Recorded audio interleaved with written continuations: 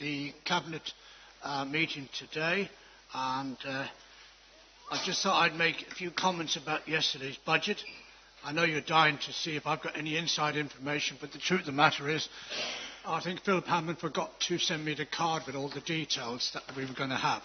But nevertheless, there was some good news, which Mel will talk about from Adult Social Care, and no doubt Colin will talk about the pothole fund and whatever else. One has to be very careful about when things are sent out in statements like this. It's actually what we like to see is the end product, what actually we will get. My big concern still remains that this county council remains 66 million in our basic allocation under budget.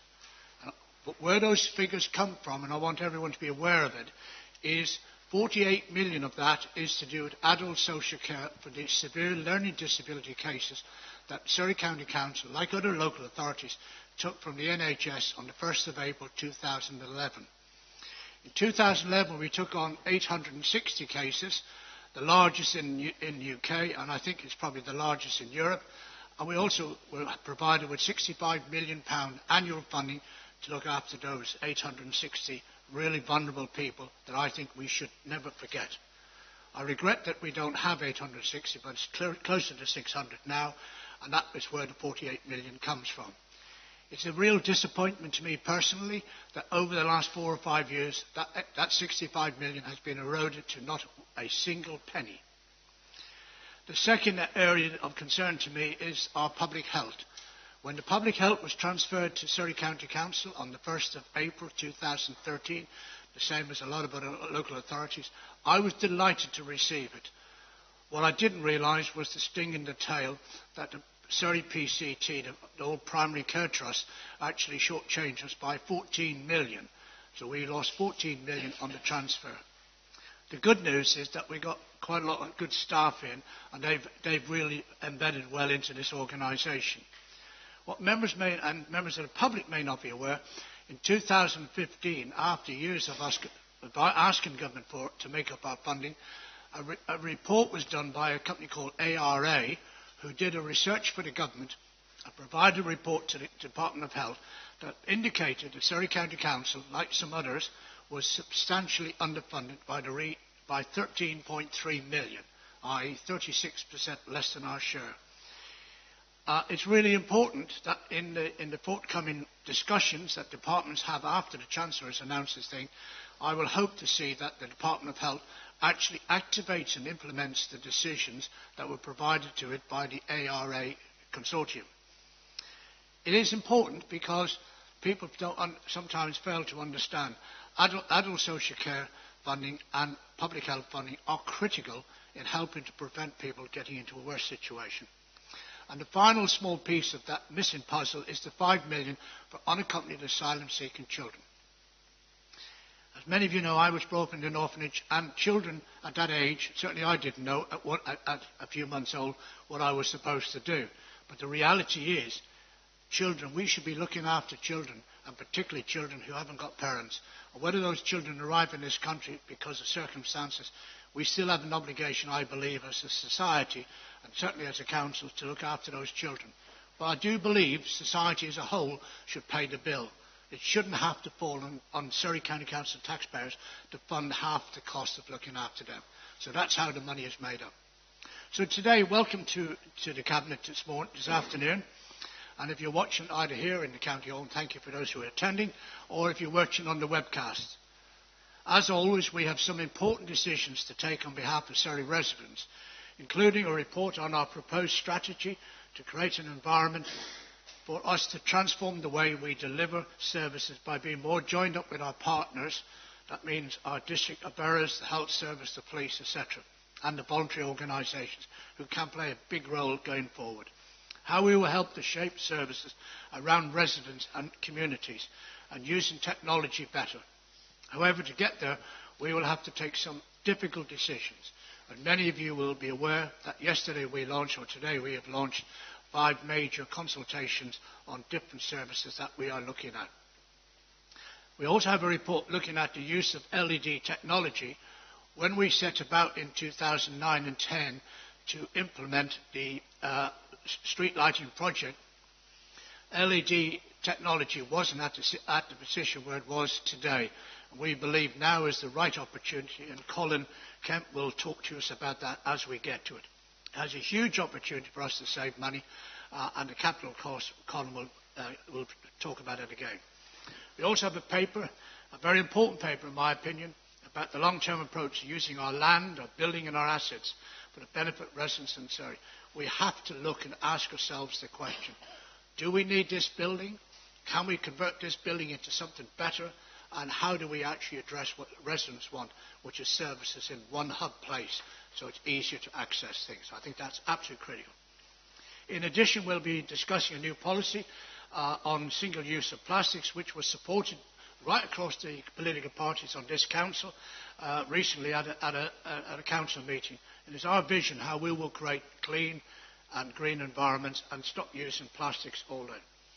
So before we discuss today's items, there are a number of procedural items we must consider first. So the first item is apologies for absence. Now, we've got apologies from Jeff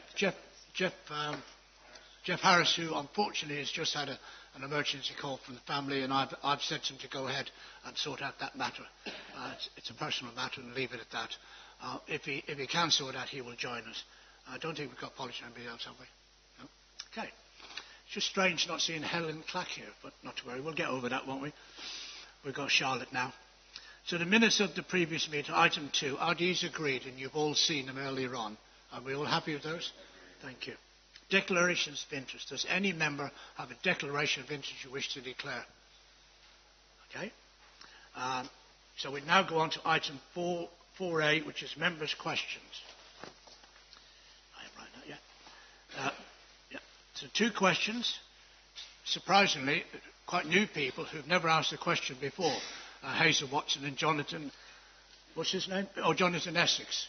Hazel.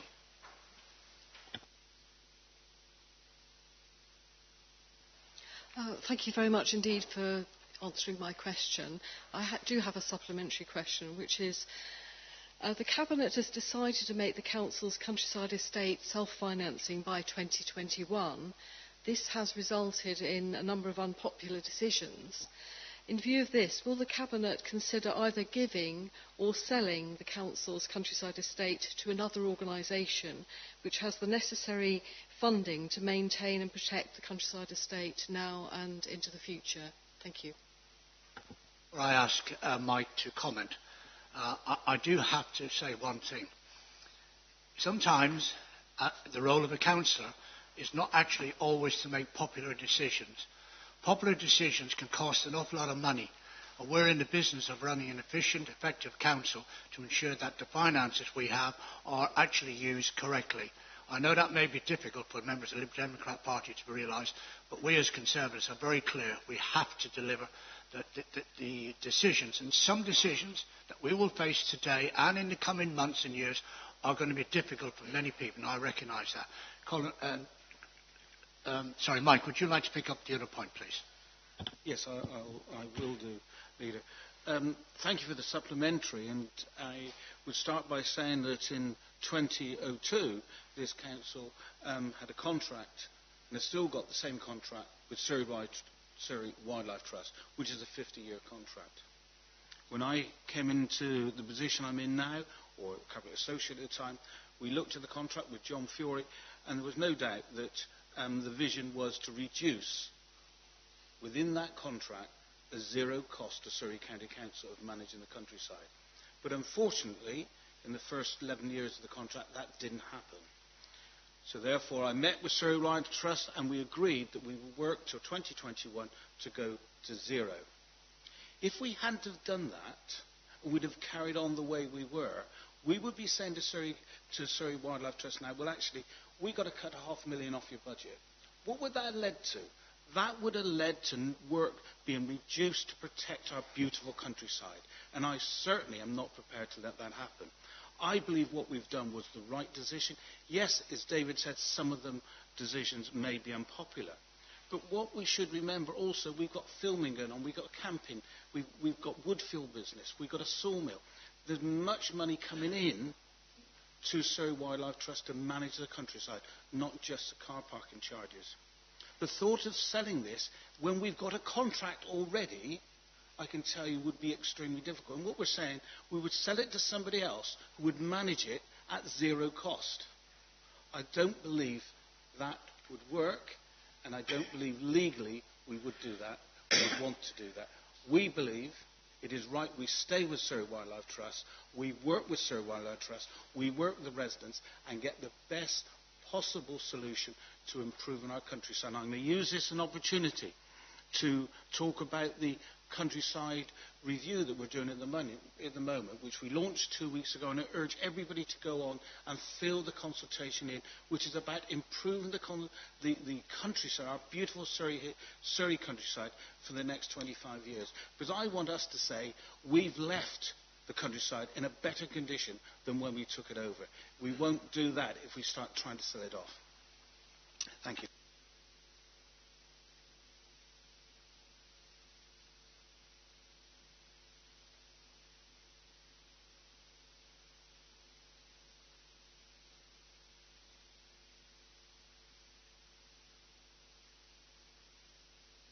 Yes, thank you for your reply. I've looked at your reply and you've mentioned an email which you've circulated to members of the council.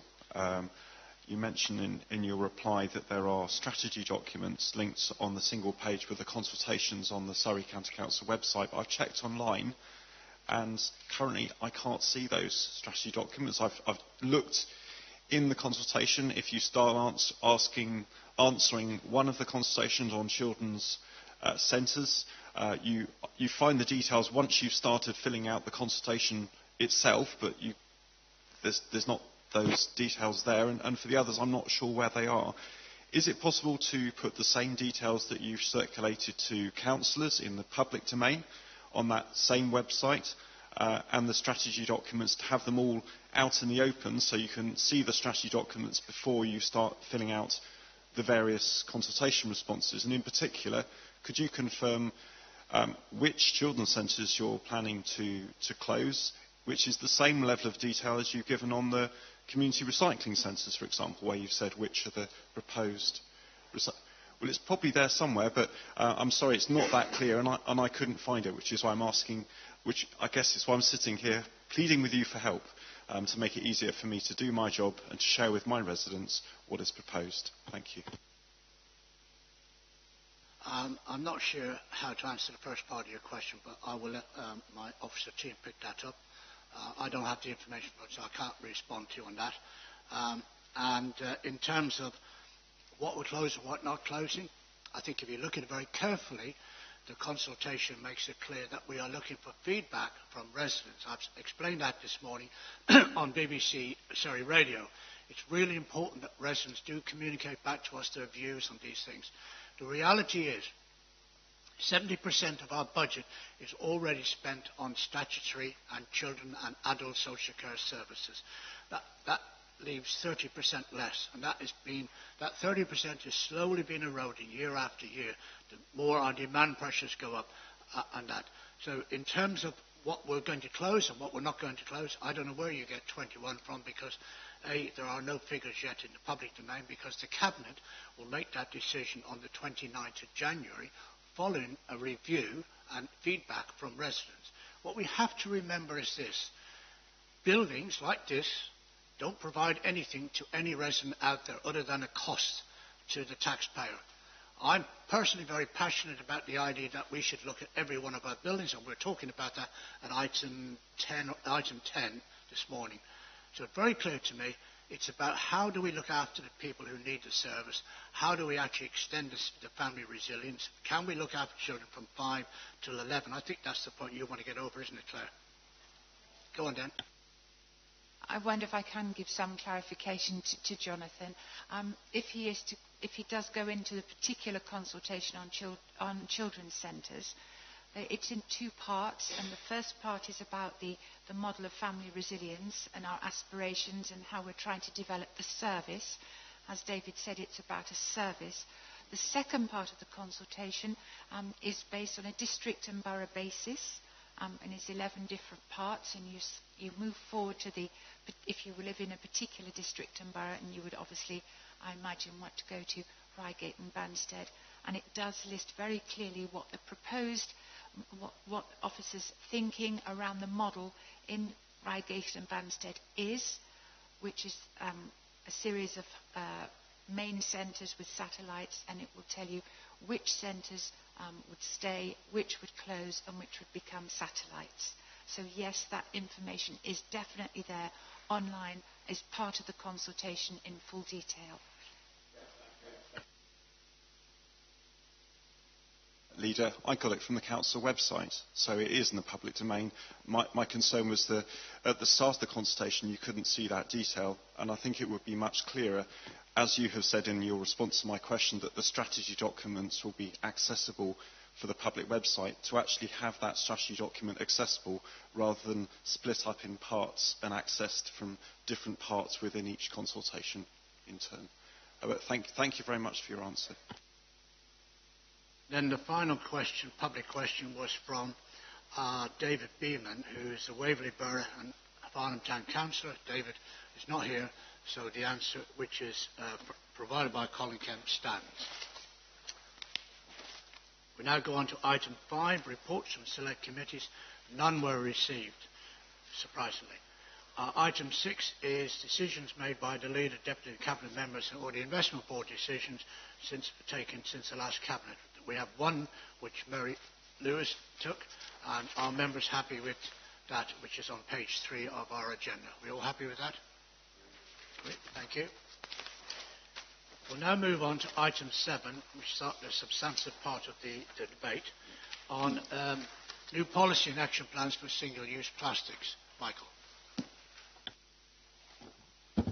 Thank you, Leader. People listening to this and reading the papers will think, well, actually, we've got some really important things we are discussing today in where does single-use plastic fit into it. Well, I do say to those people saying that, well, I think it's really important that we do face up to the challenges of single-use plastics. So I think this is a really important paper that are before Cabinet today. In Surrey will, if they adopt this policy today, will become one of only a handful, and I believe there's only 3 county councils in the country that have adopted a policy that early in 2019 will actually lead to a strategy that our county and our borough colleagues will follow as a journey to eventually eliminate single-use plastics. This policy supports the new vision for Surrey, which we will come on to shortly, enabling residents to live in clean, safe and green communities. We're also supporting the Stir Crazy campaign to stop using plastic stirrers. We only use them for a matter of seconds, but they're in our country, in the environment for centuries, and this damages our wonderful environment. The truth is, despite all the talk by the government and interested groups, it took David Attenborough and the Blue Planet series to change the way we react and think of the pollution that is being generated by plastics, and particularly in our oceans. 8 million metric tons of plastic waste is ending up in our oceans. Single-use plastics are contributing to the serious decline in sea life, and you would have seen the graphic reports and pictures of what damage this plastic is doing to sea life. Unless all counties, places and countries react, we will see a tenfold increase in plastics in our oceans by 2020. And a further statistic, by 2050, there will be more plastic by weight than fish in our oceans. Today's paper sets out a policy for the boroughs, districts and county to follow. The policy has been brought together in partnership, very much in partnership, with our districts and boroughs, and it includes an action plan, and this is an initial action plan to get us to a stage we will develop the strategy, and there will be further action plans later next year. There is considerable work to do, and we will be doing that again with the boroughs and districts, and really this is a partnership approach. We've already taken several steps to reduce single-use plastics, and this work will continue in the forthcoming months. The action plan now set out in page 10 is, as I said, the short-term actions. But we now have a lot of work to do to develop our strategy for delivery early next year. One of the parts of that strategy, and I think is an important one, is educating and communicating with staff, suppliers and the general public. I believe our residents are supportive of this approach, and I look forward to working with our district borough and with all our suppliers to make this happen. It won't happen overnight, but it's a great opportunity, and I'm delighted this council is one of the leading councils in making single-use plastic a thing of the past by 2030 to 2040, which is the current government guidelines. Quite happy to answer any questions. Cameron. Yeah, thank you very much, Mike. I think this is a good policy for this council. One question I do want to ask is, can you elaborate on the work that will be done to include districts and boroughs in this? Yes, this policy was the work initially of the officer here in Surrey, and then she met with all the boroughs and district officers, and this is being done under the Surrey Waste Partnership, because it is important that this is seen oversight by all members. So it's not just an officer paper, it will become a member. So therefore, the Surrey Waste Partnership will be overseeing this over the forthcoming months. Do you want to say, Cameron? I mean, you're supposed to be one of the young people around the table, you know.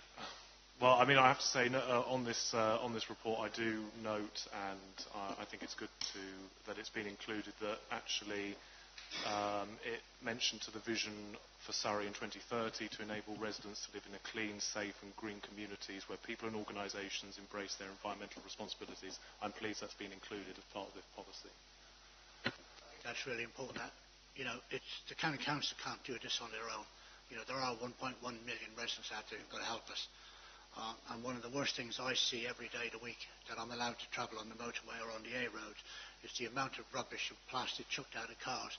And I think it's appalling. I wish sometimes the government would look at some of the simple things at home and we could do something about it, because honestly, when you see the grass being cut along the grass verges on many of our major roads, it's unbelievable just how much rubbish is chucked out of cars.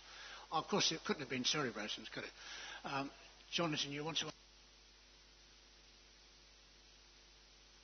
Just to comment on this paper and give what you might not expect, which is a slightly longer than short word of thanks. I wanted to say thanks for the work done and the commitments made. Sometimes it's politics, it feels like it's all talk and no action. A year ago, it would have been hard to imagine that we would have an action plan for single-use plastics here in Surrey. And not just an action plan, but a plan with many of the actions already underway and some completed. This is the testament to the national campaign that Mike has outlined, that's turned an attitude of indifference and what do the oceans have to do with me, if you like, to but what can I do, to actions being taken on the ground up and down the country. Yesterday, the Single-Use Plastics Task Group met, which was led by Mike Goodman, and we were showed the progress that has been made to date and what more needs to be done across the county. And I think there is still much more to be done to raise the profile of this, because when I googled SUP acronym yesterday, I was told that Surrey should have a policy for stand-up paddle boards. So Surrey's leadership is needed to raise the profile of single-use plastics and show what is really required to be done by business and nationally, by getting on improving what it is that we can do and what it is that's left that others still can do. And it's not just about Surrey. The approach taken, the employment of one person, Gulshin Polat, who has led this for the last few months, has not just engaged across Surrey, but has engaged across Sussex and Brighton and Hove through the Orbis partnership. And some of the decisions there are quite substantial. It's going far beyond issues of stirrers in canteens. So I think particular thanks need to go for her, for the work that she's done, and also for Mike, for the commitment to respond to emotion, not just by making it his own as well, and therefore one that was accepted by the whole council, but deciding to allocate some resources against this, I would just leave an open question. What if other issues which portray such a bigger challenge, such as climate change, were to be addressed and taken on by this council and others at a local level in the same way too? But that's not for now. All I wanted to say was thank you. Thank you, Jonathan.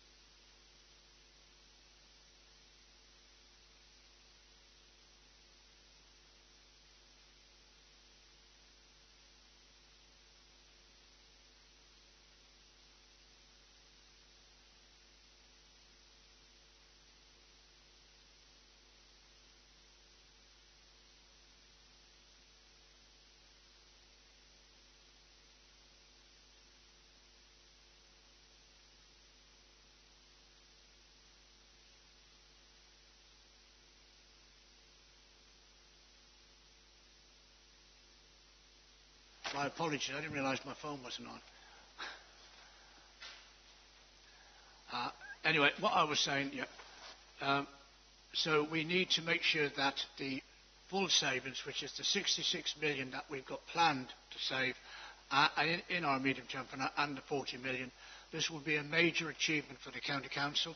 I'm not sure any other county council has ever saved over 100 million in 1 year. I suspect not. But when you add those figures onto the 540 that we've already reduced our costs across the organisation, I think people will begin to realise we're doing everything possible to hold costs down. So I'm now going to go to a number of members, starting with Claire, then Mary, then Mel, Mike, and then John Fury. You know that I've asked you some questions, what I'd like you to do. We'll come to you last, Colin. I knew you'd get upset. Thank you, Leader. Yes, looking at children's services, not as a directorate, particularly just for children's services, because Mary Lewis is going to talk about schools and SEND. The management of the service is being very, very strict on controlling the spend that is committed for these services. Although, as you know, we have a lot of work to do in order to drive up the standards of the work that we're doing. We are still forecasting a small overspend for the year. This ought to be in the region of about £0.8 million. A very large component of the current overspend is the additional money that was committed into the CAMS contract to ensure that the interim plan that ran throughout the summer was successfully achieved. Although there are, as you know, Leader, we still have concerns about our CAMS contract, and we have not committed additional resources to that, but we need to keep a close eye on it. Because of the additional work that we're doing through the improvement plan, there's an absolute need to ensure that we have the right number of social workers working with our children and to keep a safe service. we have a quite considerable number of locums working in children's social care at the moment. The report tells us that we have had 114 locums in place at the end of August. This report is running to the end of August. I can update now and say that there were 109 locums only by the end of September. And as members probably know, we are looking at a big reorganisation, staff reorganisation of the service at the moment. This will continue throughout the end of this year and the beginning of this year. When it's concluded, which should be by the end of March 2019, we would expect only to have in the region of 37 to 40 locums, if that is successful by then, which will of course reduce our staff cost quite considerably. Another major portion of the overspend is the money that we commit on children's external residential placements, which can be very costly for this authority to achieve a good quality placement for children who need specialist places to live. We do have a large number of those. This is around 300 children who are placed outside Surrey in specialist placements, and that we do have a significant budget allocated towards that. And the final part of our overspend is really because of the money that this council commits into looking after unaccompanied asylum-seeking children. You were speaking about the work that you have done, Leader, with central government. They help to subsidise some of the costs that we incur as an authority in taking in and supporting unaccompanied asylum-seeking children. But we do, as a local authority, we subsidise that part of the work that we do to the tune of about £4.5 million each year.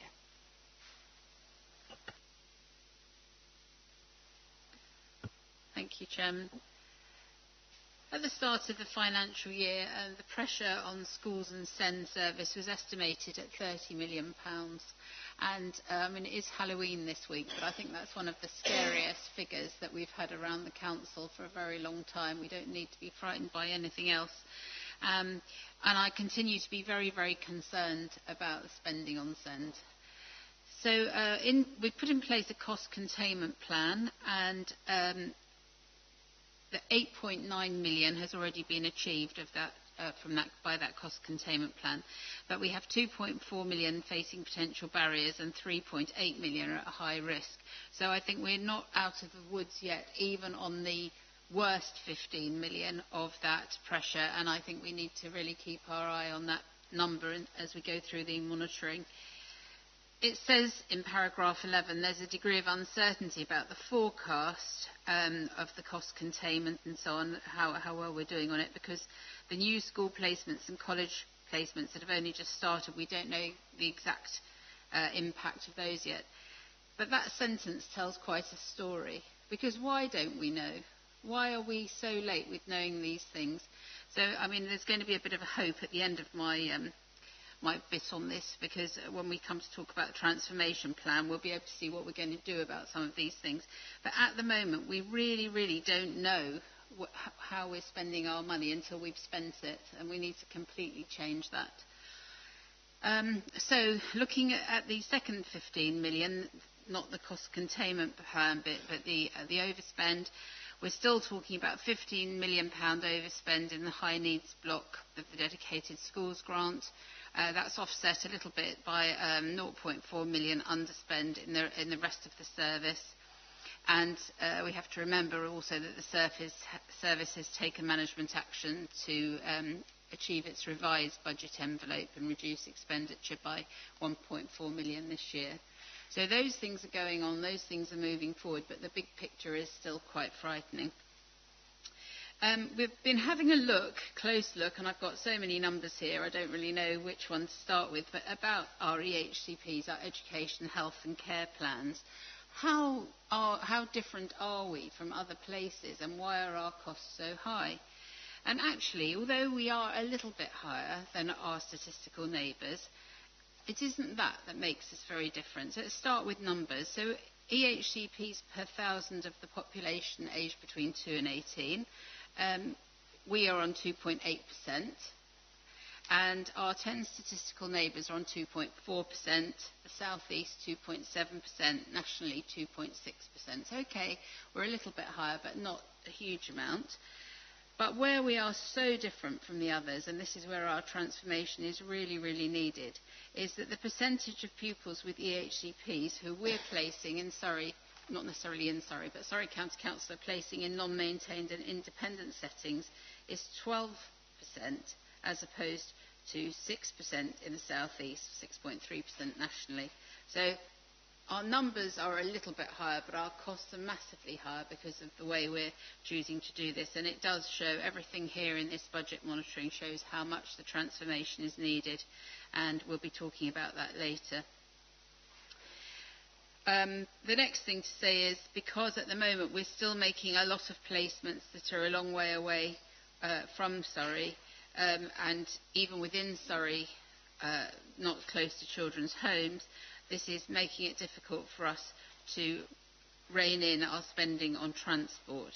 And we've got about 3,000 children we're now transporting some of them significant distances. So we've got a 2.9 million forecast overspend on SEND transport. And our transport savings, in spite of having a member reference group focusing on this, asking questions, pushing, unfortunately we are still not on track with those savings either. So quite a lot of things to be worried about, Leader, in this report, and a lot of focus required to make this less scary. Thank you. But we have got a policy going forward of moving our children out, and part of the consultation is about 350 coming back in. Is that right? Yeah, well, as I've said, we're going to be dealing with the transformation plans, and that's the better news, that we have a plan now of how we're going to deal with this, which will come up under the transformation. But yes, you're right, bringing children, placing children in county and or closer to home, when we can, at suitable transition points, getting some of the children who are placed out of county back. But this is quite complicated. It will take time to do, but we must make sure that our new placements are much more carefully done, and we have a much stronger gatekeeping on those placements, with a strong focus on keeping children close to home. Would it be fair to say that with the appointment of Dave Hill, who is considered to be one of the top children's specialist senior directors in the country, that you have more confidence that we can do that? I don't want to say too much to massage his ego, Leader, as he's here, but yes, I think you would be right in saying. All joking aside, I'd say yes. When we get to the transformation plans, you'll hear me sounding excited and more confident in Dave's leadership that we have a plan of how we're going to sort this out. But in this budget monitoring, I'm trying to give you a picture of the reality of where we are now. And when we get to talk about the transformation and what Dave has planned for us, that we're going to turn around these numbers, and that we're going to be placing far more of the children and young people close to home. Hopefully, many more of them, 300 was the number you mentioned as a starter, in our own settings in Surrey, and that we'll be able to do really well by them, because we're not even getting a lot of good outcomes for them with all this money we're spending. So the transformation is all about reversing that and making better outcomes for children and young people. Thank you, Mary, for that. Very helpful. Mel, would you like to just briefly touch on adult social care? Yeah, briefly. The service is currently forecasting a slight... Would you also comment, well, I made a comment earlier on today about the money from the Chancellor. I was going to talk about that in the next section, but I'll do it now, no problem. The service is currently forecasting a slight underspend of 3.7 million for the year going forward. We still have about 6.1 million savings to achieve between now and the end of the year. The business plan for this year calls for a total adult social care savings of 31.8, so I don't think we're doing too badly. Assuming the current run rate continues for the 5 months extrapolated to the forecast for the year, the 378 million revised budget looks like being achieved.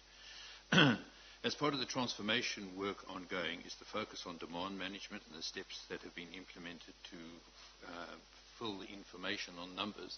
We now introduced a weekly system by 11 locations, so we have a full account of ins and outs by week, by location. for the 3 weeks in October, it shows that we have a reduction in net packages of 1.3 million. So if that trend continues, I feel fairly comfortable. And I must say, I take my hat off to the staff. I'm encouraged at their positive attitude that they've taken, recognising the demand. We're the biggest spender in the council, and they understand that. Obviously, the caveat that must be introduced at this stage is that we're just at the forefront of winter, and we don't really know what's going to happen during winter, and hopefully, the next 3 or 4 months will keep our demand under control. What I asked you to talk about, to paragraph 27 about the waste and what's happening to plastic. Okay, overall, we're still in line to achieve our budget for this coming year. The cost of disposing of waste, though, did see an increase in gate prices.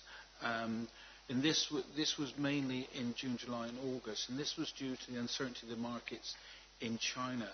But what I can say, there has been some firming of prices in September and October, and we're working with partners to achieve the best possible price. So there's some good news coming in September, but when these figures were put together, those prices were higher. So we are finding some improvements there. But even after saying that, the increased prices for the gate fees, what I can say is that the decrease in tonnage of waste that we're dealing with on page 57 has actually helped our cost base. So that's good news.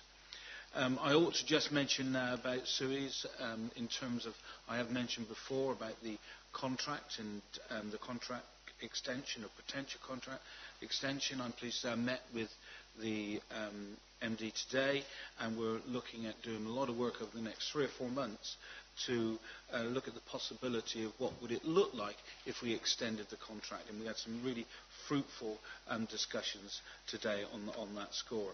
And finally, I can confirm the Eco Park is now due to open early next year in terms of what it was built for. And we do know that we were hoping to open it back end of this year, but we're now online to be opening it round about April next year, with after commissioning and checking everything's okay, we'll be handed over probably June, July time. But it is good news that now they are getting on with it, but it's been a very complicated build, and it's been a long journey which many people around this table, including John Fiore, started many years ago, but we're nearly there now.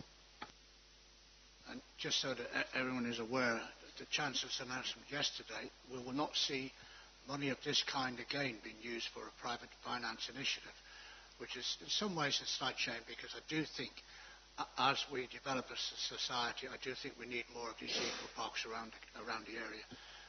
I know Helen Clack would love one, wouldn't she? Okay, Charlotte, in a minute I'll come to you and pick up paragraph 55 with the fourth recommendation. Colin, do you want to pick up recommendation 2 as well, paragraph 22? Thank you, Chair. And before you remind me, I'll talk about the budget first, the announcements yesterday. I'm really pleased to hear the additional 40 million for roads. The devil will be in the detail, and to see what that comes. Yeah. Sorry. Yeah. 400. The devil will be in the detail, and to see where that comes out. If they use the similar calculation that we get on our normal money, that looks like to be about 8 million. I'd be interested to see if it's actually new money or if it's stuff that's already accountable, as they've done before. I think that would be really interesting. And not to look a gift horse in the mouth, it would be really nice to actually get some of this money up front, so rather than firefighting and repairing potholes, we can actually get on and do have this money in our base budget, the money we keep asking for to look after our roads, and actually we can do the resurfacing and actually do the prevention work rather than using it just to go out there and do patching and repair potholes. So, but not to look a gift horse in the mouth, any amount of money is useful, and we will put it to good use once we've got the full details have come forward. In the paper itself, you will see recommendation 2 is to talk about the restructure, the management restructure, and some of that will be aligned in the figures. You'll also see an amendment on the table for the paragraph for section 2, which is part of that realignment of the highways and transport budget and the environment budget. So it's the same amount of money there, it's just the realignment of that going forward. Going forward, all the savings targets are on, I'm pleased to say, are on target. The management actions, which is the additional money you mentioned, Leader, the different departments are looking at saving. We're well on target to do that. There's still a small amount to do, but that's been identified and the work is carrying on with that. So I'm really pleased to do that. Another point while we're talking about financial, if I may, is actually talk to capital, and we talk about the winter recovery work that's ongoing that you announced. That's well on target. We've delivered already 123 schemes going forward and spent close to £3.5 million of that money. So there's still another £8 million to do, and there's 162 additional work that's been planned in this financial year. But lots of work still to do. We've got a small contingency in there in case things go wrong, but the work is on plan, and I'm really pleased to see we're going to be delivering close to 300 schemes this year with that money. So I thought that was worth mentioning that as well. It's the money we put in, the 15 million we put in last year. Sorry, that's the winter recovery money, which 12 million it is for this year, 8 for next year. So this is the update on that 12 million we're delivering. Thank you, Leader. I'm going to speak about Recommendation 3, whereby Cabinet is asked to approve Economic Growth's request to draw down 71,000 from the carry forward agreed from 2017-18. I would like to remind Cabinet that the budget for economic growth is fully committed and has been fully committed right from the beginning of the year and is being spent, but it will lead to a forecast overspend of £100,000, and that will be subject to a management action to find that money and reduce it to nil. However, the paper on page 23, item 20, indicates partly offset by £229,000 savings in the economy team. It's actually voids which were not filled, and it is salaries underspend, and we have agreed that this will go towards the overall savings target that we have to meet as a council. And that's the reason why, with a full budget already committed and about to be spent, 71,000 is a requirement for further work that we need to go forward with. Had I been allowed and had I decided not to keep the £300,000, the 229 underspend with voids, then it would have been all right. But I'm now in a position where I have to request Cabinet to agree to allow me to carry the £71,000 forward. Thank you. Would you like to? We should agree Recommendation 4. The capital, yes. The section from paragraph 55 below details the effect of our capital investment programme, showing that we have or are planning to invest 44 million and that this is generating a good income which could be used to support the council services. It's interesting to see how this investment strategy is actually changing our financial outlook, and it's good for the council to have money to spend and support our services, which comes from a slightly more independent source rather than from the government. So we can see that we're generating 4.7 net income from our Holsey Garden property group, and I think that this is a way that the council will be going forward in the future. I've got no other comments from anybody else. We'll go now to the recommendations. Recommendation 1, 2, 3 and 4, which is on page 18. Are we all happy with those recommendations? Please show. Please show. Thank you. We now come to what I consider to be probably the most important paper that this Cabinet has addressed for many years. Some of you may remember back in 2009 and 10, under the leadership then, that we set about doing a public value review on transforming as much of the service as we could. That was really important, but I'm absolutely convinced in my own mind, and the challenge I gave the Chief Executive on our first day in the office is, I'm in a hurry, I want some pace, I want to see some change, and I want to see a complete new structure, a complete new organisation strategy. I want to look at the finances and have them done so in November we can report and give everyone a good idea where we're going, how we're going with it, and also what we're going to do about our workforce. So it was a major challenge, and I have to say that Chief Executive and our team, plus many of the officers below that senior level, have done a huge amount of work, absolutely unbelievable. And I don't believe we could have been where we are today without a tremendous amount of work. And I thank the Cabinet members themselves, because I know that we've had many a day at Guildford where we've been there to different hours, trying to get ourselves together and trying to understand where we are going and what we're trying to do. So what I propose there, a few words about it, and then item 9, we will go through the organisation strategy first, which I'm going to ask Tim to introduce. He volunteered, by the way. And then Mel is going to introduce the preliminary financial strategy. Colin is going to start us off on the full business cases and the transformation projects, which they are in your papers. And then we'll conclude with members talking about specific areas very briefly. And then John will pick up the important bit about people strategy, as he's the Cabinet member who was at the PPDC. So this is about how do we transform our service and address the unprecedented pressures facing the County Council. As you'll know, Surrey County Council is facing huge financial pressures, which I outlined at the beginning of the meeting. And until we can get government to refund the 66 million that is missing out of our base, I believe we will always have this issue of how do we continue to meet the demands. And demands are something we have no control over.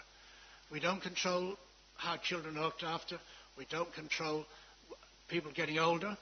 I know some of you might look around the table and think some of us are getting older. It does put a few years on you being in the Cabinet. But the reality is more and more people are living longer in Surrey. And we have 93,000 people in Surrey, elderly people, who cannot do a single task, a household task for themselves. They have to be looked after. It's our job to look after them. It's like children who've got special education needs. It's our duty and our responsibility to look after them. Unfortunately, as Mary will tell you, those figures have gone up 40% since 2015. These are demands which are impossible to control. And although yesterday's budget did make some announcements, I still don't believe it addressed the fundamental reasons that we need. I personally feel that until the government addresses adult social care with a 10-year plan, as part of the NHS 10-year plan, only then will we start to see this. I was at a meeting this morning with residents in my own division in Woldingham, and we spent an hour talking about what is going to happen with the NHS if adult social care collapses, if adult social care cannot look after, if the councils can't look after people coming out of hospitals. Will it mean the hospitals will be jammed full with people and the winter's pressures? I regret to say that until we actually, all of us, understand that we have to do something about adult social care, long-term funding, we will end up in a situation one of these years where the system will grind to a halt. So for us, despite all these things, we need to consider how can we look after the residents within the limited financial funding we have. And as I said earlier, that has been eroded by 200 million over the last 8 years, and we've also saved 540 million. We've had no option, otherwise we can't just keep putting money onto council taxes. And the lady spoke to me this morning on the radio. She asked me, when will you put up council tax? And I've said to her, we should only put up council tax when we need to do that. We shouldn't be as a norm. So I think it's important that we, as a council, we need to remain financially stable and live within our means. That is our responsibility, unlike the NHS, who can be significantly in debt. But we cannot, no local authority in the country, all 352 local authorities up and down the country, have to balance our books every year. And actually, I think that's a really important principle for public services. I would love to know that do all the government departments and all the other people balance their books. So the strategy, which Tim will take you through in a minute, will discuss the key things that we're trying to achieve and how we're going to set out, talking with our residents and our partners, how we can work better together. And when I say work better, we do work really well with our districts and boroughs. We're not like Northampton. That was one of the problems with Northampton. They didn't work with the districts and boroughs. We have a really good relationship. That doesn't mean because we can't do better. We must do better. We have to do better for the residents, because that's our customer base. If we were running a business, we want to make sure our residents were happy, and we have to do everything we can. So for us, it's important. How do we create the environment to transform the way we deliver services? How do we look after people who genuinely need help? How do we look after those who could be left behind because nobody cared? It's our job. as politicians, we took the responsibility, we take the crown silver. It's our job to make sure we do everything we can to make sure no one is left behind. I think that's really important. We will be faced with some tough decisions. I don't have any doubt about it. Some of the decisions that we will make over the next 4 to 5 to 6 months will be unpopular. But the reality is, if we don't make the right decision, it can't be a decision based on popularity. The decision has to be based on facts of what we can and what we cannot do. We're not in the business of being popular for the sake of popular. We're in the business of delivering quality services, better services for the residents. And I think that's the key to going forward. The consultations we're going to be going out on, which we started today, is about children's centres. How can we look after children better? Claire will pick that up. Concessionary fares and bus services, which Michael or Colin will pick up. Special education needs, which Mary will pick up. Libraries, which Mary will pick up. And community recycling centre, which Michael will pick up. These are the sorts of things that we have to have conversations. I do not doubt at all that there will be further consultation that we may have to have with other things as we develop these proposals going forward. We have to live within our means. We have to look after our residents, and that means we have to do everything we can to do. Well, my plea today, and I said it on Radio Surrey this morning, please fill in the consultations. You may not think it's important, but it is important. We want as wide a population to fill in and tell us what it is that matters to you. And then we will then work out how we can take things forward. So I'm not going to say any more because I'm now going to let Tim introduce the organisation strategy, which is an Annex 1 on the papers, yeah? Appendix 1. Tim. Thank you very much, Leader. I think, as you said, I mean, this is probably the single most important agenda item this Council will consider for some time to come. And in terms of the organisational strategy, the 20 pages or so belies the enormity of the changes that are proposed in the way that this Council will behave, and both within the organisation and with its external partners and other organisations that are key stakeholders. It also deals with the approach to residents and how resources will be directed most effectively to where they're needed. There are four parts to this, and they're all interlinked. The organisation strategy, finance, people, and the transformation programme. And as you said, Leader, we'll touch on those as we go through. This follows on from an extensive piece of work, consultation around the 2030 vision that engaged the residents, the staff, the charities, the voluntary sector, faith sector, district and boroughs and so on. There was an enormous amount of input into the creation of that vision. And out of that, and within this organisation strategy, there are 4 strategic principles which will drive all of the behaviour that sits beneath this. Perhaps if I can just briefly touch upon those. The first of it is to focus on ensuring that no one is left behind. That is a key principle. That is about looking after our more vulnerable members of society and enabling them to access opportunities within their own communities and elsewhere. The second is to take a fresh approach to partnership working. This Council, as you've said, Leader, works well with the district and boroughs, which is not necessarily a given for all authorities, but it also engages and touches on a vast number of other organisations. And this is about a renewed commitment and focus to delivering the best possible outcomes. And that's about joining up and innovating in the way in which those relationships grow. And it's also about looking at the place-based leadership. A lot of talk has been a lot of mention of place-based, and I think we need to do more in terms of identifying, describing what that looks like within each of the communities. But that is a key way forward, both for this organisation, with the district and boroughs, and with our partners, including the NHS and the police and so on. Thirdly, the third of the four strategic principles is to support people to help themselves and each other. This Council can't do everything. our residents as well to look at ways in which they can do more things for themselves. And indeed that might be working with other organisations. And then lastly, it is to involve and engage residents earlier and more often in designing and delivering services and responding to challenges. Again, I think this council has been criticised in the past for running consultations and then not actually listening to the residents. As you said, Leader, there are 5 consultations that have started today. They are genuine consultations.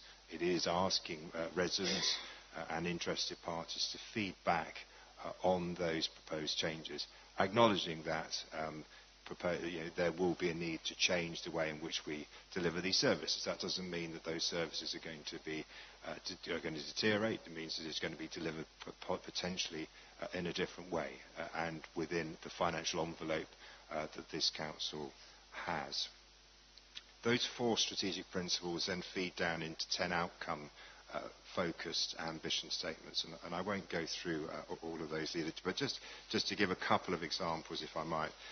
One is in relation to children and young people. So one of those ambitions is that children and young people are safe and feel safe and confident. That's an easy statement to make, and the work that Dave Hill and his team are doing is very much focused on that early intervention and prevention. And that isn't just in sort of physical type issues, but also around mental health. And there's some support for that from the Chancellor yesterday in his statement. But prevention is a long-term investment, and it has to be viewed on that basis. It isn't going to change things overnight, but it is a good long-term ambition for us to pursue. And then the other one, which is kind of in my portfolio area, and those of you that have been bored by me around the county will know that this is about living healthily, active and fulfilling lives. And my favourite slide, my favourite statistic is that whilst the NHS does a fantastic job as a determinant of health and healthy living, only 20% of that is affected by clinical interventions. The other 80% are non-clinical. Of those, 30% are around what you do as an individual, what you eat, what you drink, whether you smoke, what you eat, and whether you're active and lead a healthy lifestyle. So it's 30% on that, 20% on health, on medical interventions, and then 10% on the built environment, so the kind of the sort of community you live in, and the other 40% around socio-economic factors. And that is what this council and the district and boroughs can completely influence. It's around how you create those communities, not just the physical communities, but the whole way in which that community interacts. And that's a key part of the strategy around the creation of hubs, community hubs, which will deliver all of those services. So again, there are things that residents themselves can do, but there's a lot that this council can also do to support that. Just going forward, again, I think we need to look at and will look at what realistically Surrey can do as an organisation. So part of this will be the services that we should deliver, we will deliver. It may be that we partner with other organisations.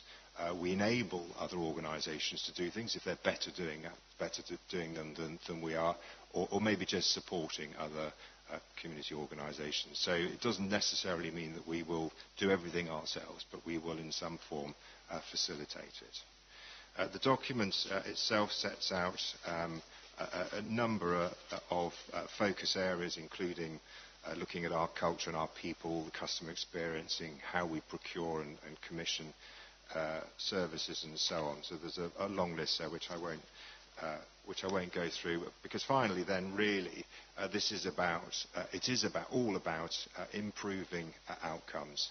And to do that and to be sure that we are doing that, we need to measure those outcomes. And I think that's a big piece of work for us, to make sure that we do track performance and delivery, and that we publish that as well. And so the proposal is that there will be an annual report which sets out what we have done, how we have actually improved the quality of people's lives, and how we have delivered against our transformation plans. But all of this, as I said at the beginning, needs to come together. We need a financial plan, we need a people plan, and we need to transform the way in which those services are delivered so that we have an effective and efficient council, and that indeed we deliver the best possible outcomes for our residents. Thank you, Tim, for that introduction to the organisation strategy. It was a huge amount of work, as you know, it's gone into. I'm now going to ask Mel, because he's been dying to do this for some time, to talk us through why we've got a preliminary financial strategy and how that will help us going forward. Mel. Sure. Sorry? Yeah, sure. All right. It must be noted this is a preliminary financial document, but it covers a number of important measures and matters. First of all, it highlights the current overall financial position of local authorities throughout the country, which, being a member of the Community Wellbeing Committee of the Local Government Association, all the colleagues are complaining about the exact same things with no fear of repetition. I think it's important to look at the graph on page 99 of your document, which shows the impact of the reduction in local government support for Surrey. We keep on bleating about that we don't have enough money and the responsibility falls back onto the residents for council tax. This graph clearly shows the movement in our regional revenue support grants from the government. The little black line at the bottom shows that if the government persists in its current trend, we will be responsible for returning £17 million back to the government shortly. It was noticed in the Chancellor's comments yesterday. This item wasn't even mentioned, so we wait and see. The other positive thing about the Chancellor's statement yesterday was it appears that more funding will be made available for adult social care, and he mentioned a figure of 650 million, and if Surrey gets its normal distribution of national largesse, it'll amount to about 1.66%, I think it is. So that would give us roughly about a £10 million additional funding. However, we have to wait for the final details. The headlines often belie the truth when the figures come out, and we'll expect those to be announced later on this year. The report also highlights the brave decision at that stage of the Council to decline the government's council tax freeze. And those that understand finance understand the impact of cumulative interest, compounded interest going forward. And that overall has delivered an extra £250 million in our base income, which is supported. I hate to think what we'd look like if we didn't get that. Despite all the government threats to those that didn't take that freeze grant, we've managed to survive. The strategic assumptions are very clear, with major assumptions. First of all, that the 17 million negative revenue grant will not be required to be returned to central government.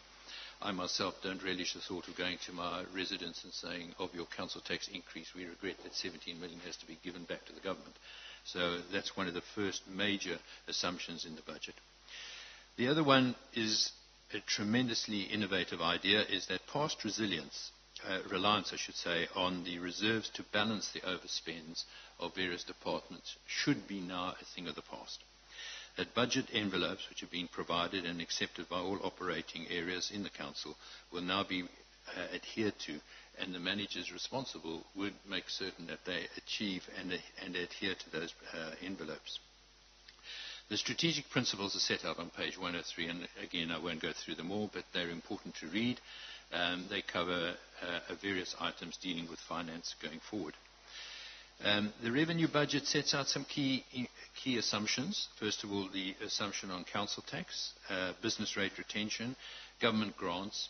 And this version, unfortunately, doesn't include any income from the Council's investment strategy, which I assume will come forward in a later version. And I'm delighted to see a forecasted cash flow over the next couple of years in the next version as well, so we can see exactly what the level of our debt goes forward. So therefore, my feeling is that when this plan comes to action and that people really understand the impact of a budget envelope, we will achieve a greater significant financial resilience going forward. Thank you for that, Mel. We're now going to turn to the next section, which is on the full business cases. Here, Colin's going to introduce it, and then various members will start. And then after that, we'll go to John for the last section. Colin. Thank you, Leader. Before we go into the business cases, I thought it was important to touch on a couple of items within the business cases and the item at the beginning. And one of those is transformational. It's a word that's bandying about. It's a word that everyone says, well, what does that actually mean? And I thought I'd have an attempt at trying to put some description around that. And I think the first point to note, and it's just really occurred to me sitting here, the first transformational bit of this is actually this paper being here. So many times in the past we've been asked to vote on a budget envelope. Everyone's saying, well, what does that mean? What's in the detail? Here we are 4 or 5 months ahead of voting on that. And actually we've got some detail about where we're going in 1920 in front of us. And I think that's a really important thing to note. And bringing those assumptions forward. First thing to note is obviously we absolutely must work within the financial means and deliver the services within a financial envelope. But this is a change from the past. This is not about necessarily making cuts to deliver these financial envelopes, but truly transforming the way we do things. The work is about looking at the way we deliver services, and we must stop being obsessed with bricks and mortar. If we have 5 different services being delivered in 5 different buildings, rather than just cutting the services, we are looking to transform the services, make them more streamlined, and looking at a way we can co-locate these services in fewer buildings. We must stop spending money on bricks and mortar, as the leader said at the beginning. So when a lot of this work starts to come forward, do not ask the question, it's already been asked today, do not ask the question about which building is going to close. What you should be asking us is how we will going to be delivering that service going forward. And that's the important change that we must drive through with all of this work. The business cases listed here in this document is the first stage. Although the financial targets need to be achieved, these are working documents and not set in stone. All of these work streams will be developed as we go forward over the next 18 months. And an important part of this process will be scrutiny and their involvement in the work ahead. All of these work streams will be developed in cooperation with scrutiny, who will have an important role in making sure, number one, they're deliverable, number two, they're meeting their financial targets, are achieved, and understanding the impacts on our residents. So scrutiny will have an important part to look at these as we go forward. Do you want me to talk about the 2 bits that I've got in there, or do you want to come back to me? No, you carry on. Okay. There are 2 business cases that come under a Cabinet member responsibility. An important point to note is that every Cabinet member has responsibilities for some of these business cases.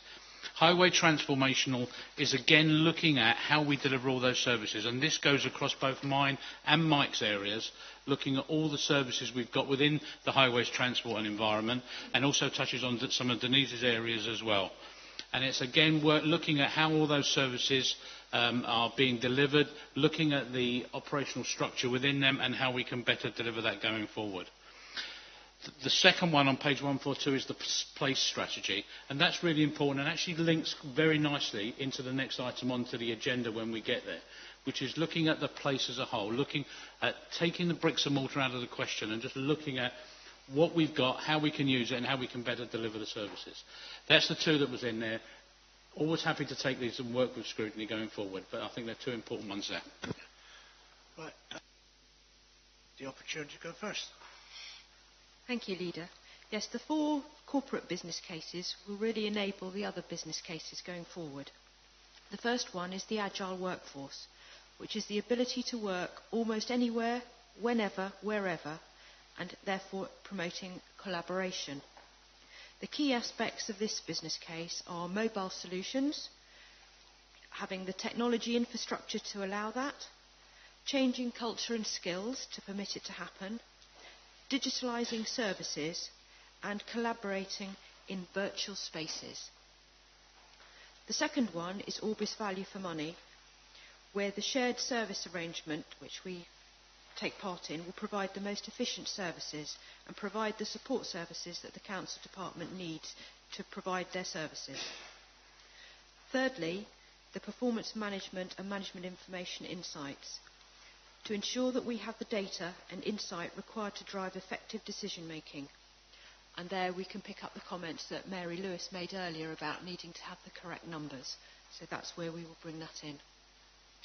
Now for the most exciting one, the fourth one is digital, which is introducing new digital capabilities to deliver the various transformation programs, business cases, as our world changes around us, using online, the web, technology-enabled services for residents, artificial intelligence, robotics to carry out repetitive tasks, and I expect even to use some things that haven't been developed yet in the later years.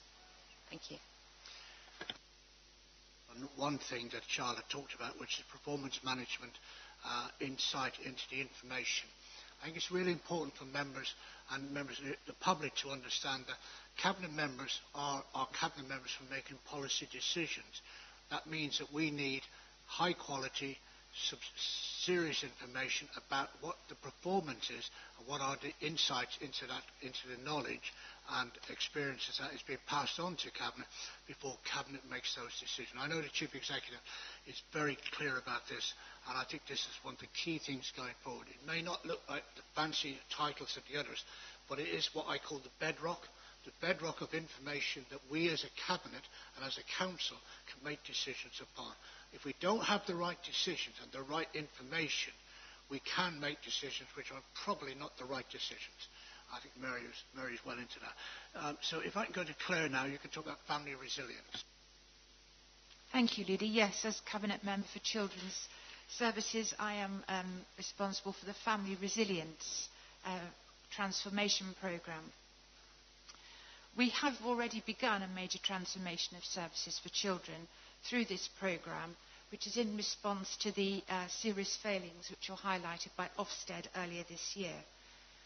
And I think everybody knows that children's services in Surrey are rated as inadequate by Ofsted, and they require profound and rapid improvement so that all children in the county receive the right help at the right time to enable them and their families to develop resilience to face future life challenges independently. Now, the focus of this transformation is going to be an unrelenting focus on high-quality social work provision, but also to place greater emphasis on families receiving help at the earliest opportunity through early intervention and preventative services. And all our work is underpinned by the belief that children, in the main, thrive in their own birth families and their own communities. And we will work with our partners as one children's system, alongside families and with families, to support them as best we can to offer them the right service at the right time.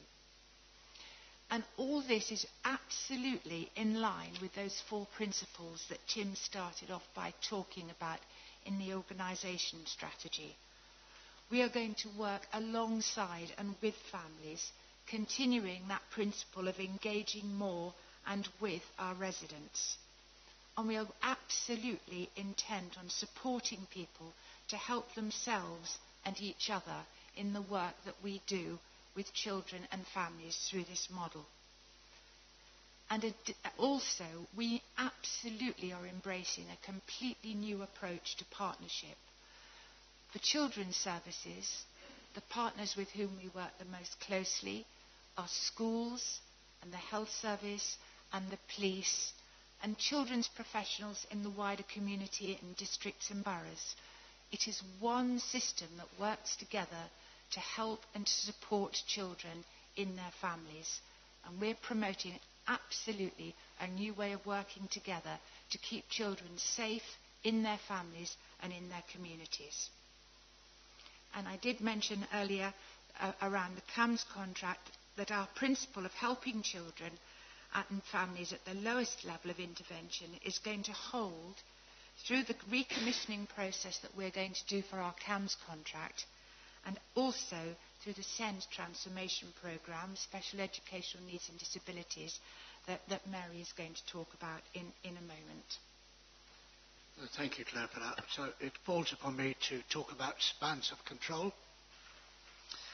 One of the issues that was identified when the Chief Executive and I went around talking to 600 staff and 12 different locations was the frustration about having to ask somebody else's permission to do something. And we were absolutely convinced, driving around together, that we needed to reduce the number of layers and greater spans of control so that people could just get on and make a decision and do the job. Because one of the frustrations was that there was delays on decisions because people couldn't make that decision. So what the spans of control is to look at reducing the management and supervisory levels within all services, and actually to make the organisation more agile, more effective, better, and enabling better engagement and facilitating faster decision making by our officers. There's no doubt about it, we have a fantastic team of officers across the County Council, but we need to use them better. And I believe by reducing the spans of control, we can allow them to make decisions, get on with doing things, instead of having to ask every time, asking for somebody else to make a decision. We need to provide responsibility so they can make the decisions and get on with it. I think that's really important. Denise, you're going to talk about customer service and libraries, I believe. Is that right? Yeah, thank you, Leader. So for customer experience, we're going to introduce a single front door with channel shift. This will ensure a single point of contact for customers initially, will ensure consistent customer service and more efficient model of handling initial contact. There will be enhanced online provision which will encourage self-service and simplified resident transactions through our single portal.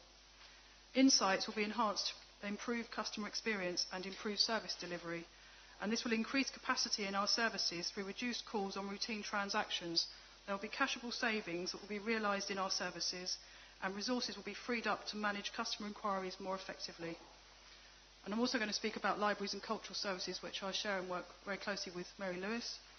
So this is a strategy to deliver sustainable libraries and cultural services, to strengthen our communities and deliver lifelong learning. There will be a focus on well-being, particularly on the most vulnerable, in enabling them to be more resilient. Libraries and cultural services are most effective when in partnership with public, community, voluntary and private sectors, including through creation of shared spaces. Digital access will enable new audiences, and our volunteers are critical assets. They gain skills and relationships through their valuable work. The service will be fit for the 21st century, and local community needs will be met with different provision according to the local area.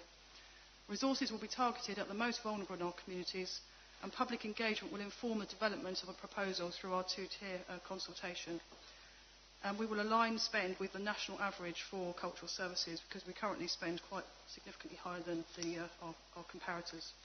And this also links very closely to the asset and place strategy in the next item. Thank you.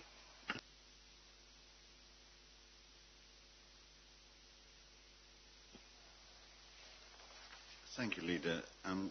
Finance is what we operate on, and without good verifiable information on spend, on budget delivery, and also within the budget envelope that Mel has spoken about that will be introduced in a timely fashion. Without that, you cannot reach the end of the road. It's like filling your car with petrol, but not really, and spending it all and driving in such a fashion that you run out of petrol before you get to the end. We have financial challenges, more so than ever before in this country. We have to have a robust and sustainable culture of financial discipline across the Council. This needs to be achieved, because without that, all our transformation strategies will fall. It's absolutely necessary, and it will be delivered. We have to have an operating model that we have signed up to within our cabinet responsibilities. That model has to be delivered, and it has to be within budget, and it has to be timely. Without that, nothing that we're proposing today will change. We are blessed to a degree that the new finance information we're receiving is not only good, it's being verifiable, which is something we haven't had before. It's open, it's transparent, and that is the way we must move forward. Mel has indicated exactly what will be put in place, and that has to be in place, and it will have to be delivered. Moving on to fees and charges. Fees and charges is an odd one. This is about unintentional and avoidable costs for the Council. There are services, and this may be unbelievable to some, that we don't charge for. We've always done it on a discretionary basis, and we've done it on behalf of our residents. That is no longer a viable position. Equally, Streetworks levy a charge on every company that works on our roads. But we can't forget that we pay that street charge as well. So that will be reviewed, but equally it will have to be left and understood that within that change, with any increase, it will also cost the Council. So there is a balance to be had on this. Discretionary is not going to be available anymore because we cannot afford it. The residents who are watching this webcam and the people in this room will understand that there is no choices left. Simply because the government has not invested in Surrey as we invest in our residents. And that's got to change as we move forward. And the only way to make it happen and to be able to deliver it is to be assured that within the county operations we can pay for it without waiting for government intervention and giving us a handout. I don't want to be the food bank for Surrey. The government should take that on. It's not our problem, it's their problem, but we will have to work within our means. Fees and charges will help to that. It is not going to be a very large sum of money, but let's be very serious. Any sum of money is helpful at this moment in time. Thank you. Thank you. I was going to say, some people who listen carefully will have noticed my very subtle and delicate introduction to this subject matter earlier when we were doing the budget monitoring report. And I think the key point there was that we're a high spending authority on SEND, but we know from our regulators and from residents and children and young people that we really don't do it well enough in spite of spending a lot of money. So in SEND, we've already begun a major transformation of services for children and young people through the SEND transformation programme. Some things have already got started, which is really good news. The focus of the transformation will be to place a much greater emphasis on children and young people receiving help at the earliest opportunity. And the second principle that we want to establish is that children and young people should be able to live, learn and grow up closer to home, ideally in Surrey, because we know that that really supports much better outcomes for them. The principles that we're going to apply in helping children is very much in keeping with what Claire told you about when she was talking about the Family Resilience Programme, with a graduated approach and trying to really push more of our funding down towards the additional and intensive help for families rather than going into the waiting till they need really specialist help. And all in all, we know that there are some things that we really need to do with a whole system approach in order to do things better for children and young people. But I do feel very, very positive about the future, and this is where I get more positive, Leader. You were waiting for it, weren't you? This is where I am feeling much more confident that this is a plan that will really deliver something better for children and young people. Of course, we have to deliver it effectively. The plan is good. The delivery is really all important here. The other thing I wanted to say a little bit about was all-age learning disabilities, which is very closely associated with this because, as with other areas throughout the UK, we know the current split between children and adult services and health and social care services hinder our collective ability to commission effectively for people with a learning disability throughout their lives. And it also means that the process of getting the right help at the right time is very difficult and stressful for families, because every time you change from, say, primary to secondary, or you're changing from children's services into adult services, there are some really difficult connections to make, which seems like at the moment every single family is trying to make that connection on its own individually. We want to make a proper all-through service and to start preparing for young people for their adulthood, not just at the very last minute, but early on throughout their lives, to be preparing for what the future holds for people with all-age learning disability. So this is a really important service transformation that could make people's lives better. Thank you.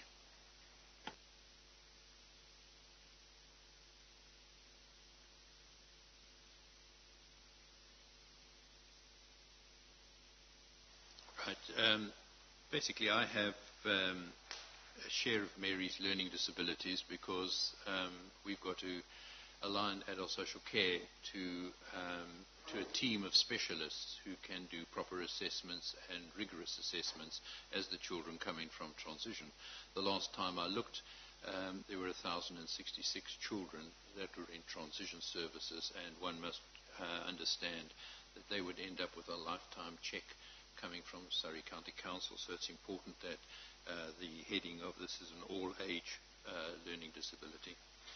The other area where we have, which we'll come to in due course, is assisting Tim with his health and integration project. But the main driver in adults at the moment is two issues. One is called practice improvement, and that's taken under the recognition that by 2030, excluding myself, of course, at least 22% of the Surrey residents will be over 65. And that's it. Sorry? I've well past my sell-by date. That's equivalent to roughly about 40,000 people. And if we work on the assumption that Surrey is more focused on self-funders, so we talk about an 80-20 rule, and I apply the 20% to 40,000, you can see the impact on Surrey County Council's budget going forward. So it's important that we now implement systems, that we have a conversation at the front door. We focus more on reablement of the people and look at what they can do for themselves and their families can do for them. We did have a program called Friends, Families and Communities, which did generate a huge amount of activity, and we need to continue moving that forward. Around 40% of the budgeted savings over the next budget year are included in this particular business plan. The second one is market management.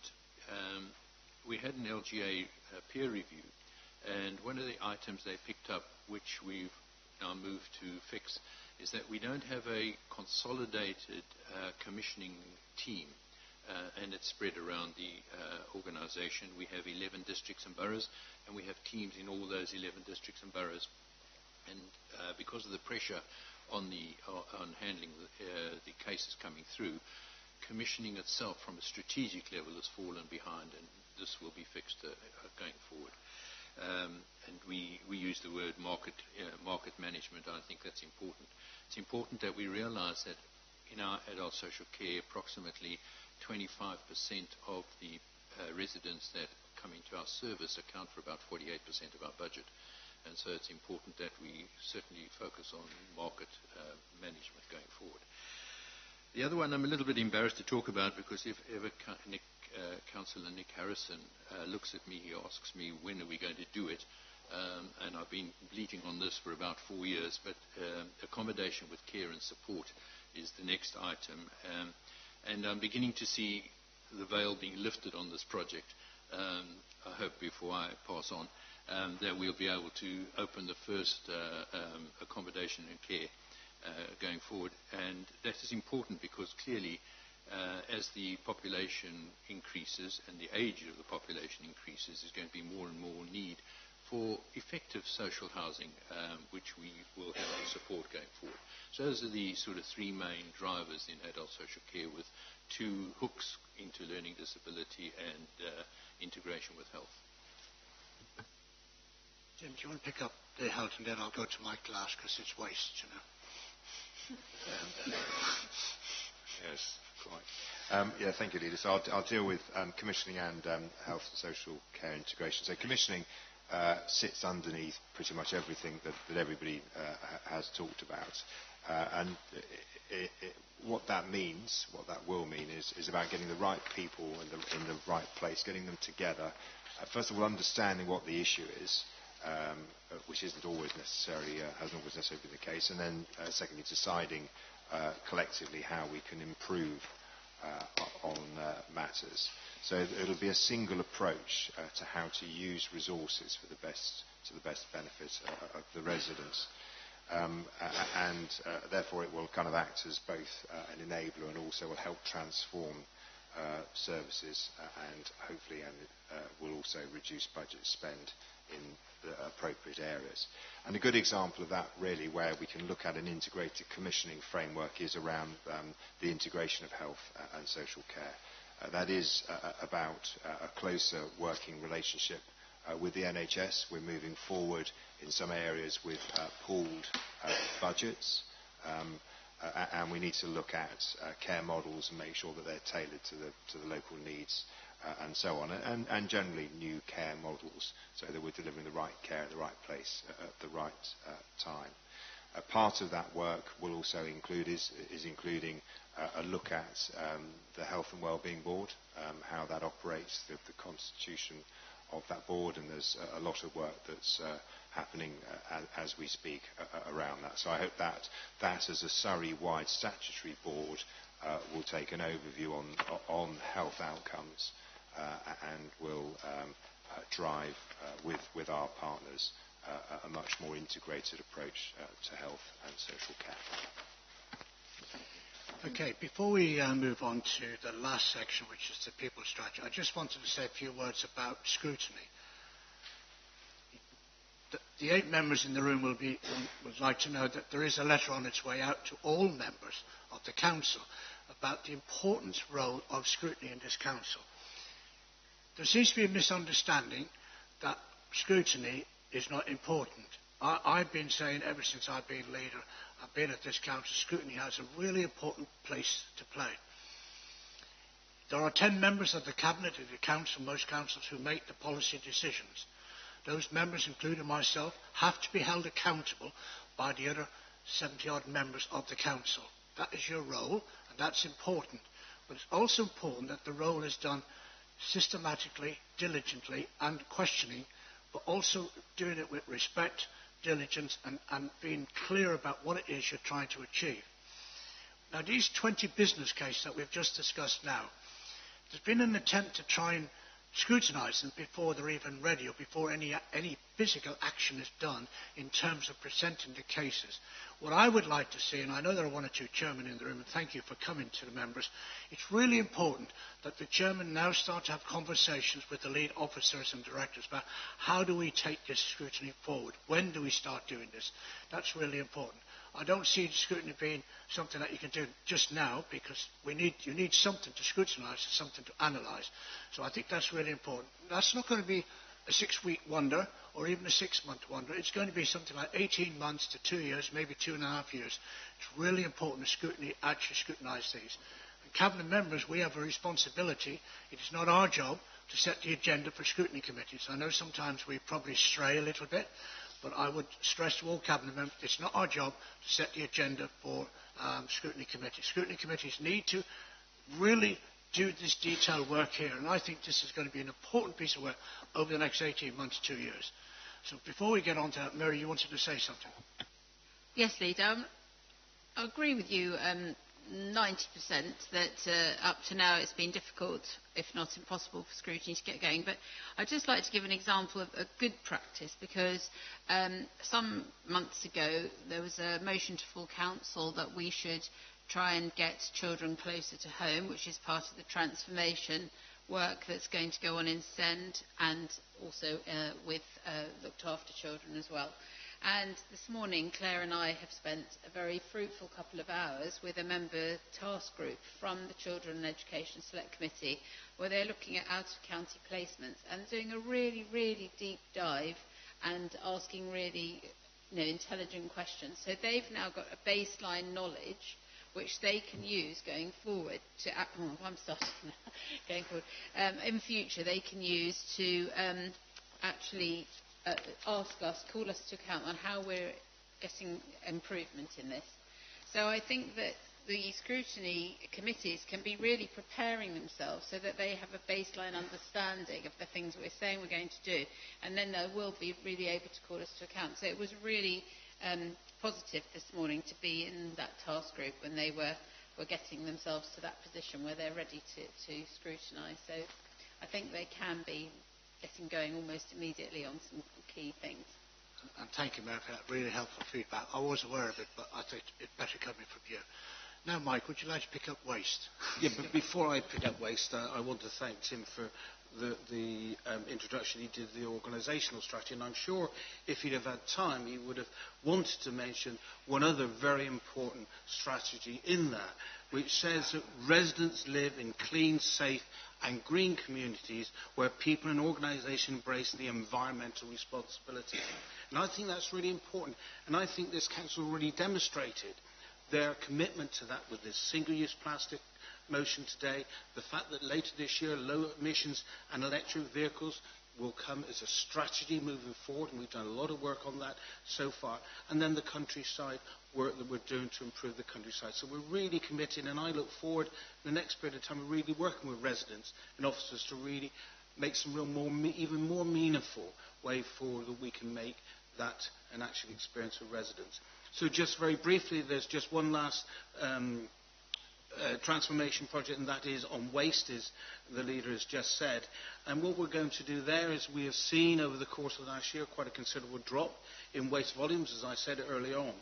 And the fact that we made a number of changes and enhancements earlier last year to the way we manage waste has led to over £2.5 million worth of savings, but we've still got a further saving to make this coming year 2019-20, and that will be in the CRCs, where we're going to really look at the way we run our CRCs. We're going to look at how many CRCs we will need going forward, and we're going to look at what shape those CRCs will take, and we really want some meaningful comments back, as the leader's already said, from our residents to help shape that. It is a really important way that we need to know what our CRCs should look like going forward, how many we need, and where they should be positioned. So it's not going to be an easy consultation, because I know we did it earlier last year, but we're in a different place now, and I look forward to being very much part of that with officers and the residents to come back to this Cabinet early next year with what we will be proposing. Thank you, Leader. Thank you, Mike. John, if you'd like to pick up the work.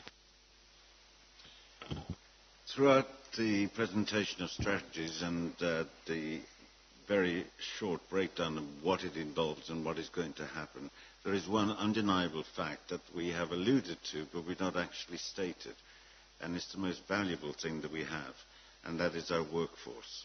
It is our most valuable asset, and now it's more so than ever before. The strategy has been developed in consultation with members and senior officers.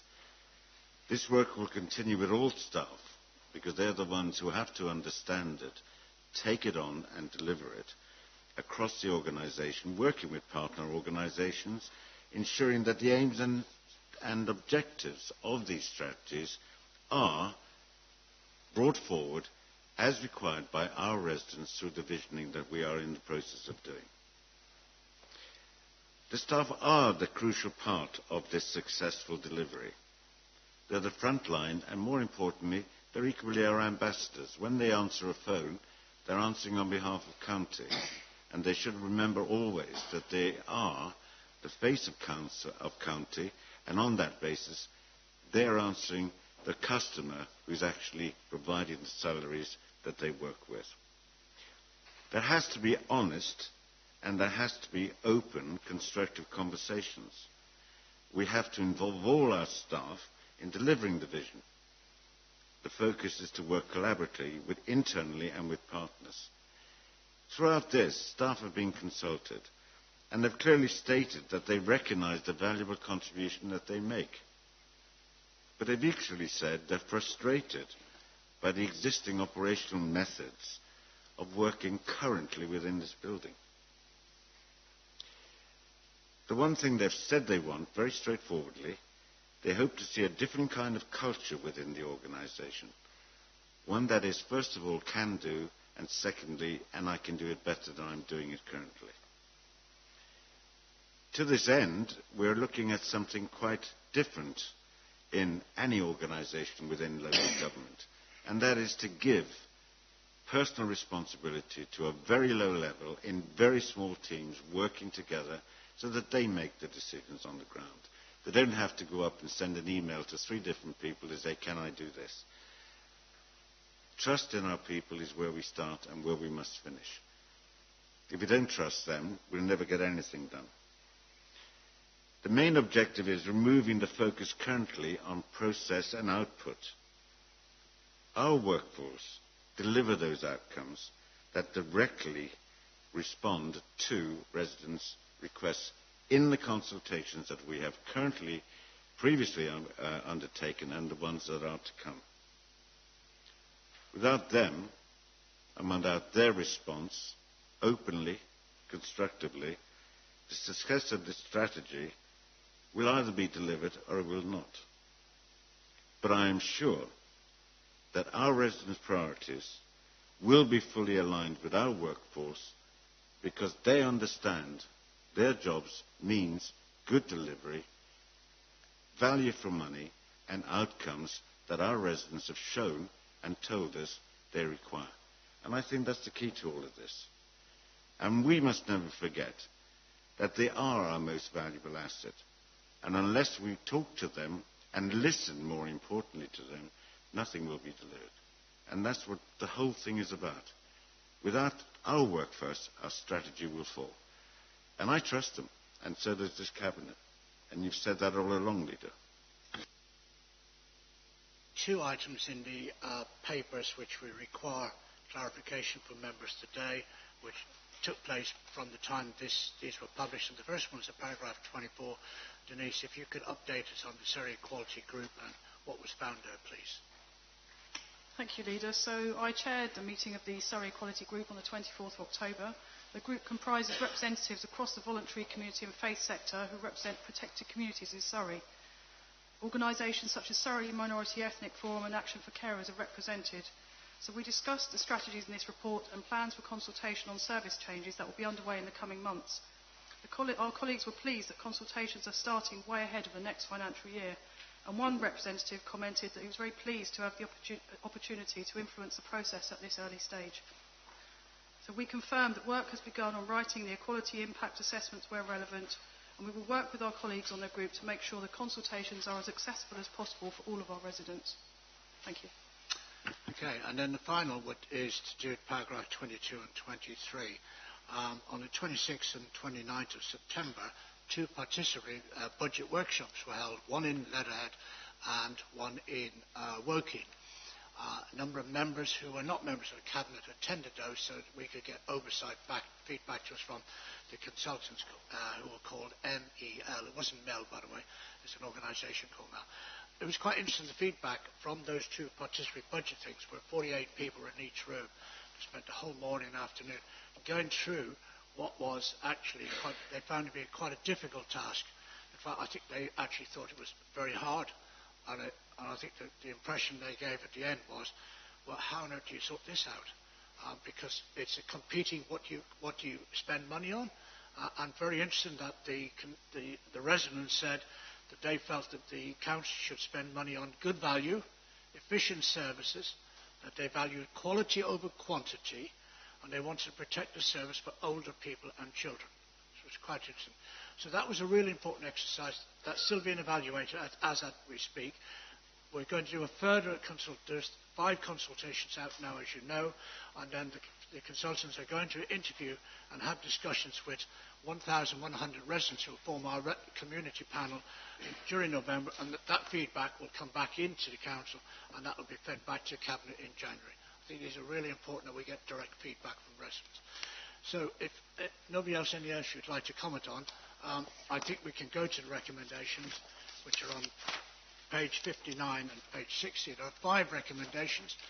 Please note these recommendations and papers will be going to full council on the 13th of November, and I don't propose that we do the same sort of thing we've done there. I will do an introduction report, and I think the key thing is it's for the other 71 members to be asking us questions, and as the questions come up, depending on what the question is, I'll be looking for Cabinet members to field the answers. I don't really want to field all the answers, but I would hope you'll all help me with responding on that day. I think that sounds a sensible way of doing it. Is that okay with Cabinet members?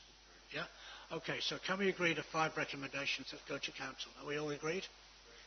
Thank you. Sure, that was quite a long session, but I thought it was really important. This is about the future, on how we are going to deliver services to residents in the future. Now, the next most important paper is the Surrey Asset and Place Strategy, which Colin's going to introduce.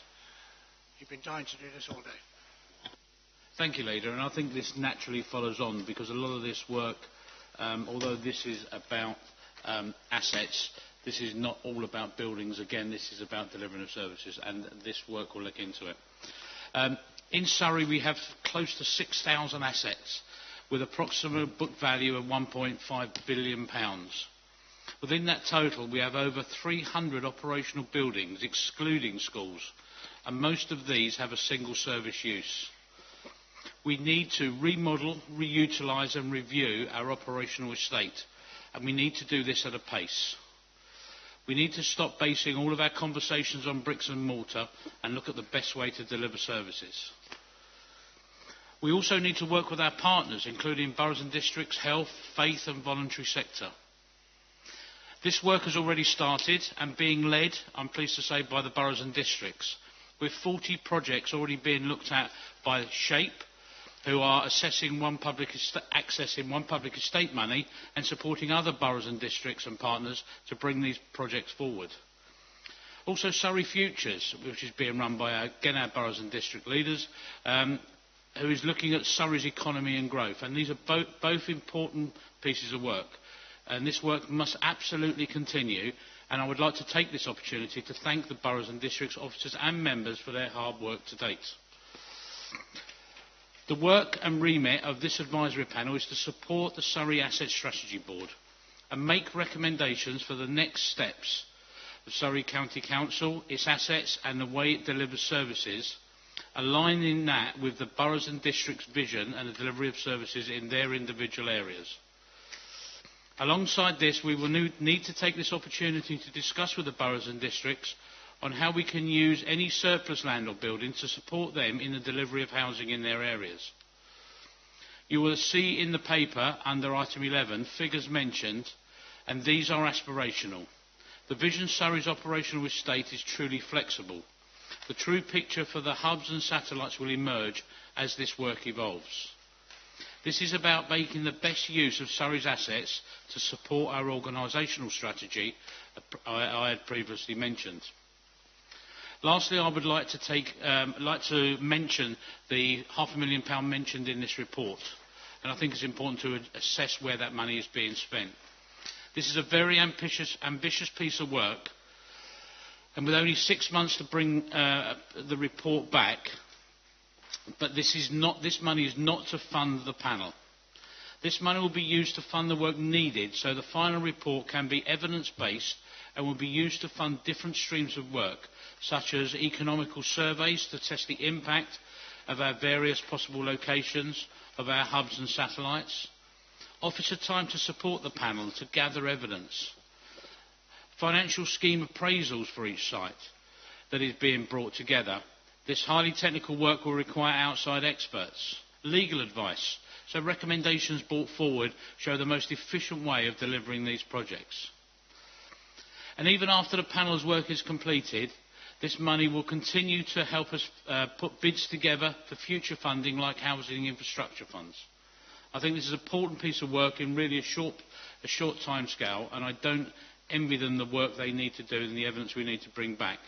But as I've mentioned, the work that is already ongoing will continue to happen, and this is about looking at our future strategy. Happy to take any questions. Okay, Tim, you've indicated you want to speak. Does anybody else want to speak on this item? Go on, Tim. Thank you, Leader.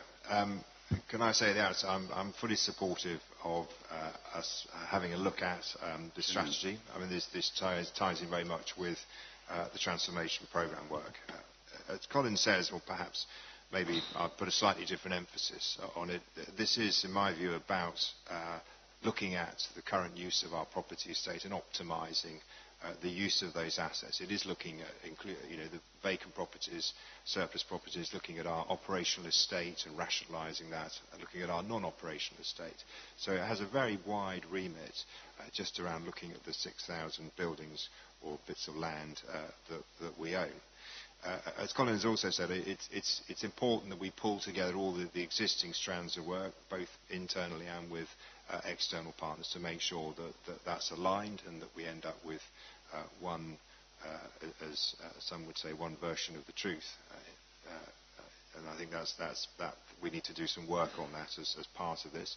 I think what this does do will help our district and borough partners in perhaps delivering their housing numbers. It will build on the place strategy around community hubs and so on. So I'm very pleased to see that we're going to have a top-to-bottom review of the strategy, that there will be a transparent governance process here as well. There will be some independent input into that strategy. There is a lot of work to do, and I look forward to seeing the output of that over the next few months, culminating hopefully by early part of next year with a complete strategy. Thank you, Tim. I've got Mary, Mel and John. Thank you, Leader. The most important sentence of the whole report for me is the one that comes at the end of the summary of the issue, just before the recommendations. And it says that this is part of the Council's transformation agenda. That is then backed up by Tim, who said something about pulling together the existing strands of work. I'm really keen, and I want to emphasise that all of these things must be really well joined up, that none of them must hold back the transformation work, and neither must we miss in the transformation work any of the opportunities that are thrown up. So I'm thinking particularly in the libraries situation, we might be looking for co-location opportunities, maybe in our pursuit and our determination that we're not going to allow people to become information poor by making sure that we've got public access to computers perhaps in other services, if there isn't a library nearby. All these things need to be pulled together with a view to that no one being left behind, that the property strategy is as much about no one being left behind as it is about maximising the use of our resources. And unless we keep an eye on everything being integrated in our vision and not having all these different projects going off in different directions, I think it will be fine, but we must make sure that we keep our eye on the vision and that all of this work is directed towards the things that we've identified through lots of consultation with the public as being really important. So it's just a word about everything being integrated and a plea that that should be the way we do this. Thank you. Yeah, my comment relates to extra care and accommodation with care strategy, which I mentioned in the transformation. Also recognising that every unit we construct goes towards assisting the local borough council meeting their housing needs. So I would urge that, seeing it starts with accommodation with care and support, goes right to the top of the agenda.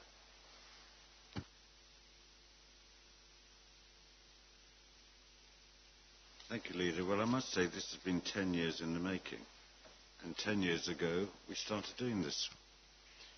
But in the interim period, relations in that time, 10 years ago, were not the best with the boroughs and districts. There was a conflict between what they wanted to do and what Surrey decided to do. We've gone past that, and we've moved into a good place where it is now possible to regard this as one area in the country called Surrey working together for the benefit of residents.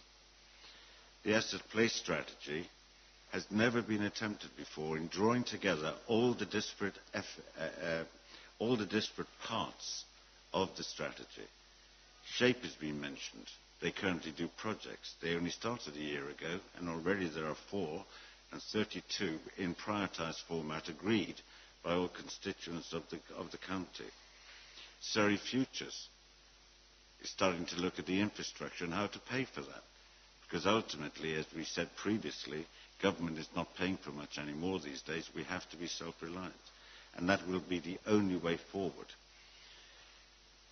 the advent of an advisory panel is absolutely necessary, because it has to ensure that what our view is reflected both within the vision and within an outcome that brings in revenue income to support Surrey's efforts on behalf of residents as we move forward.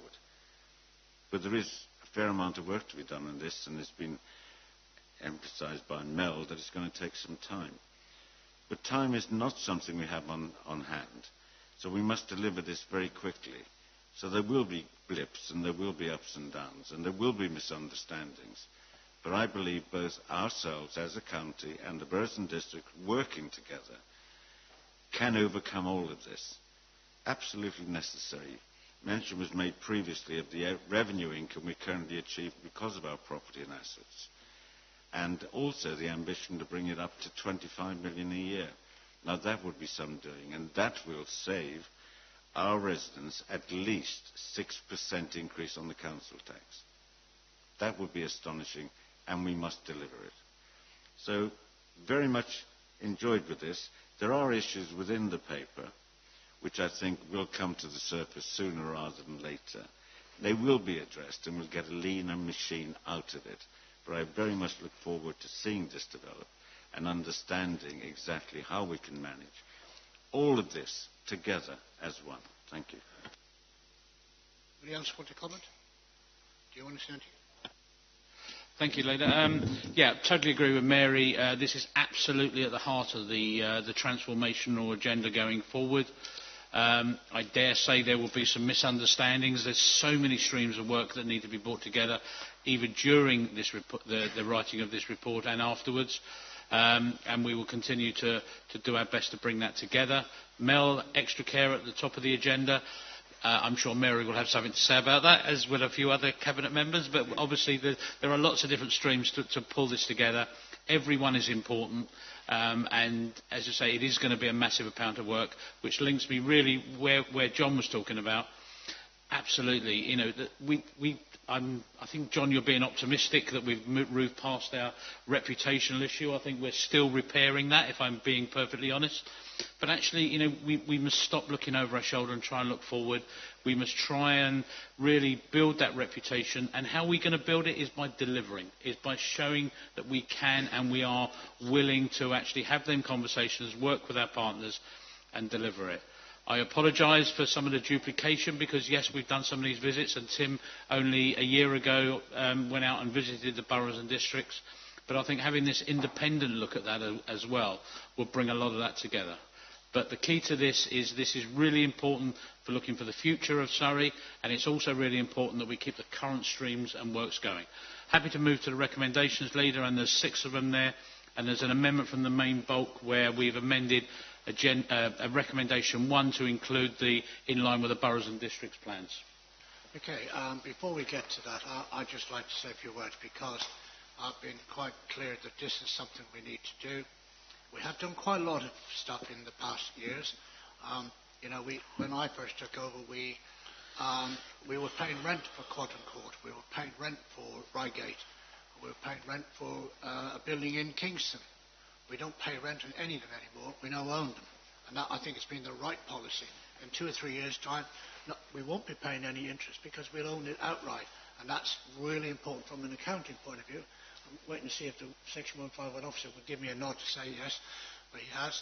But the reality is, behind all this, there is also one thing which we have got to address, and that is social housing and housing for young people.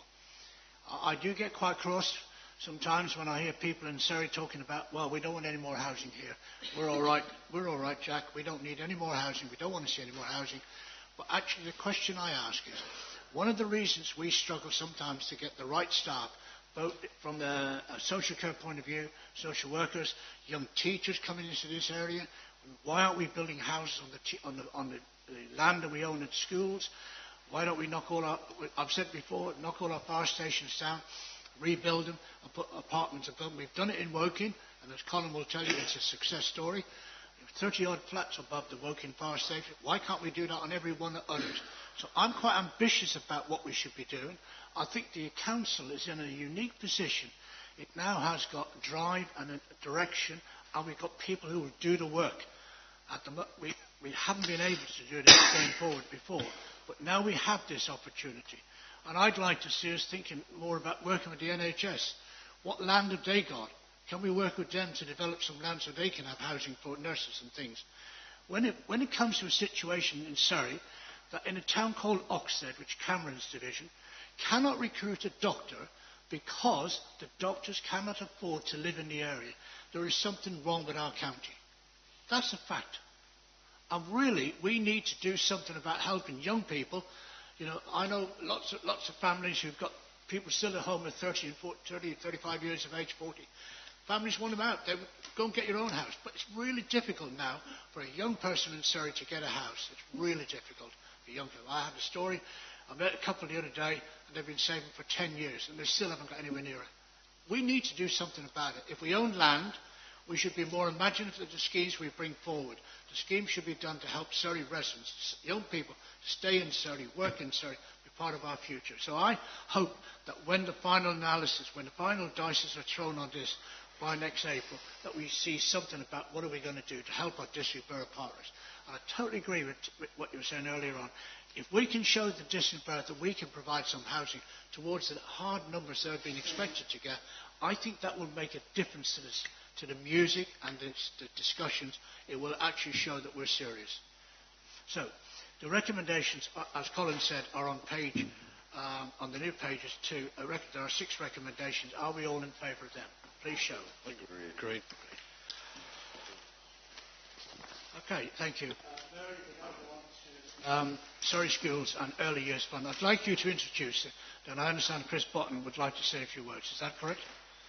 Shall we take a vote on Chris Botton saying a few words? Agreed. Okay, go ahead, Mary. Colin, do you want to switch your...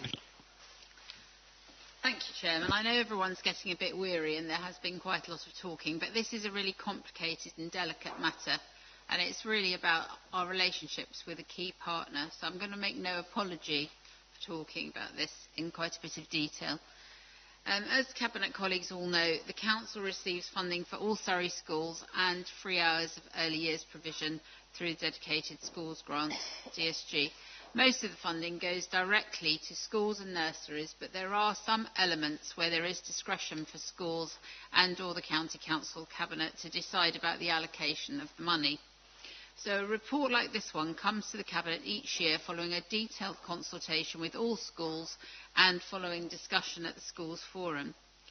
But each year the context in which the report comes out is different, and no year is more different than this one. And we've consulted again on funding for 2019-2020 within the background that we've mentioned earlier in the Cabinet meeting. I should stress that most of the proposals made by the County Council in the consultation for formula factors for allocating funds between schools were agreed to. So the vast majority of it was agreed to by the schools, and the principles to be used for the funding of early years were also agreed by early years providers.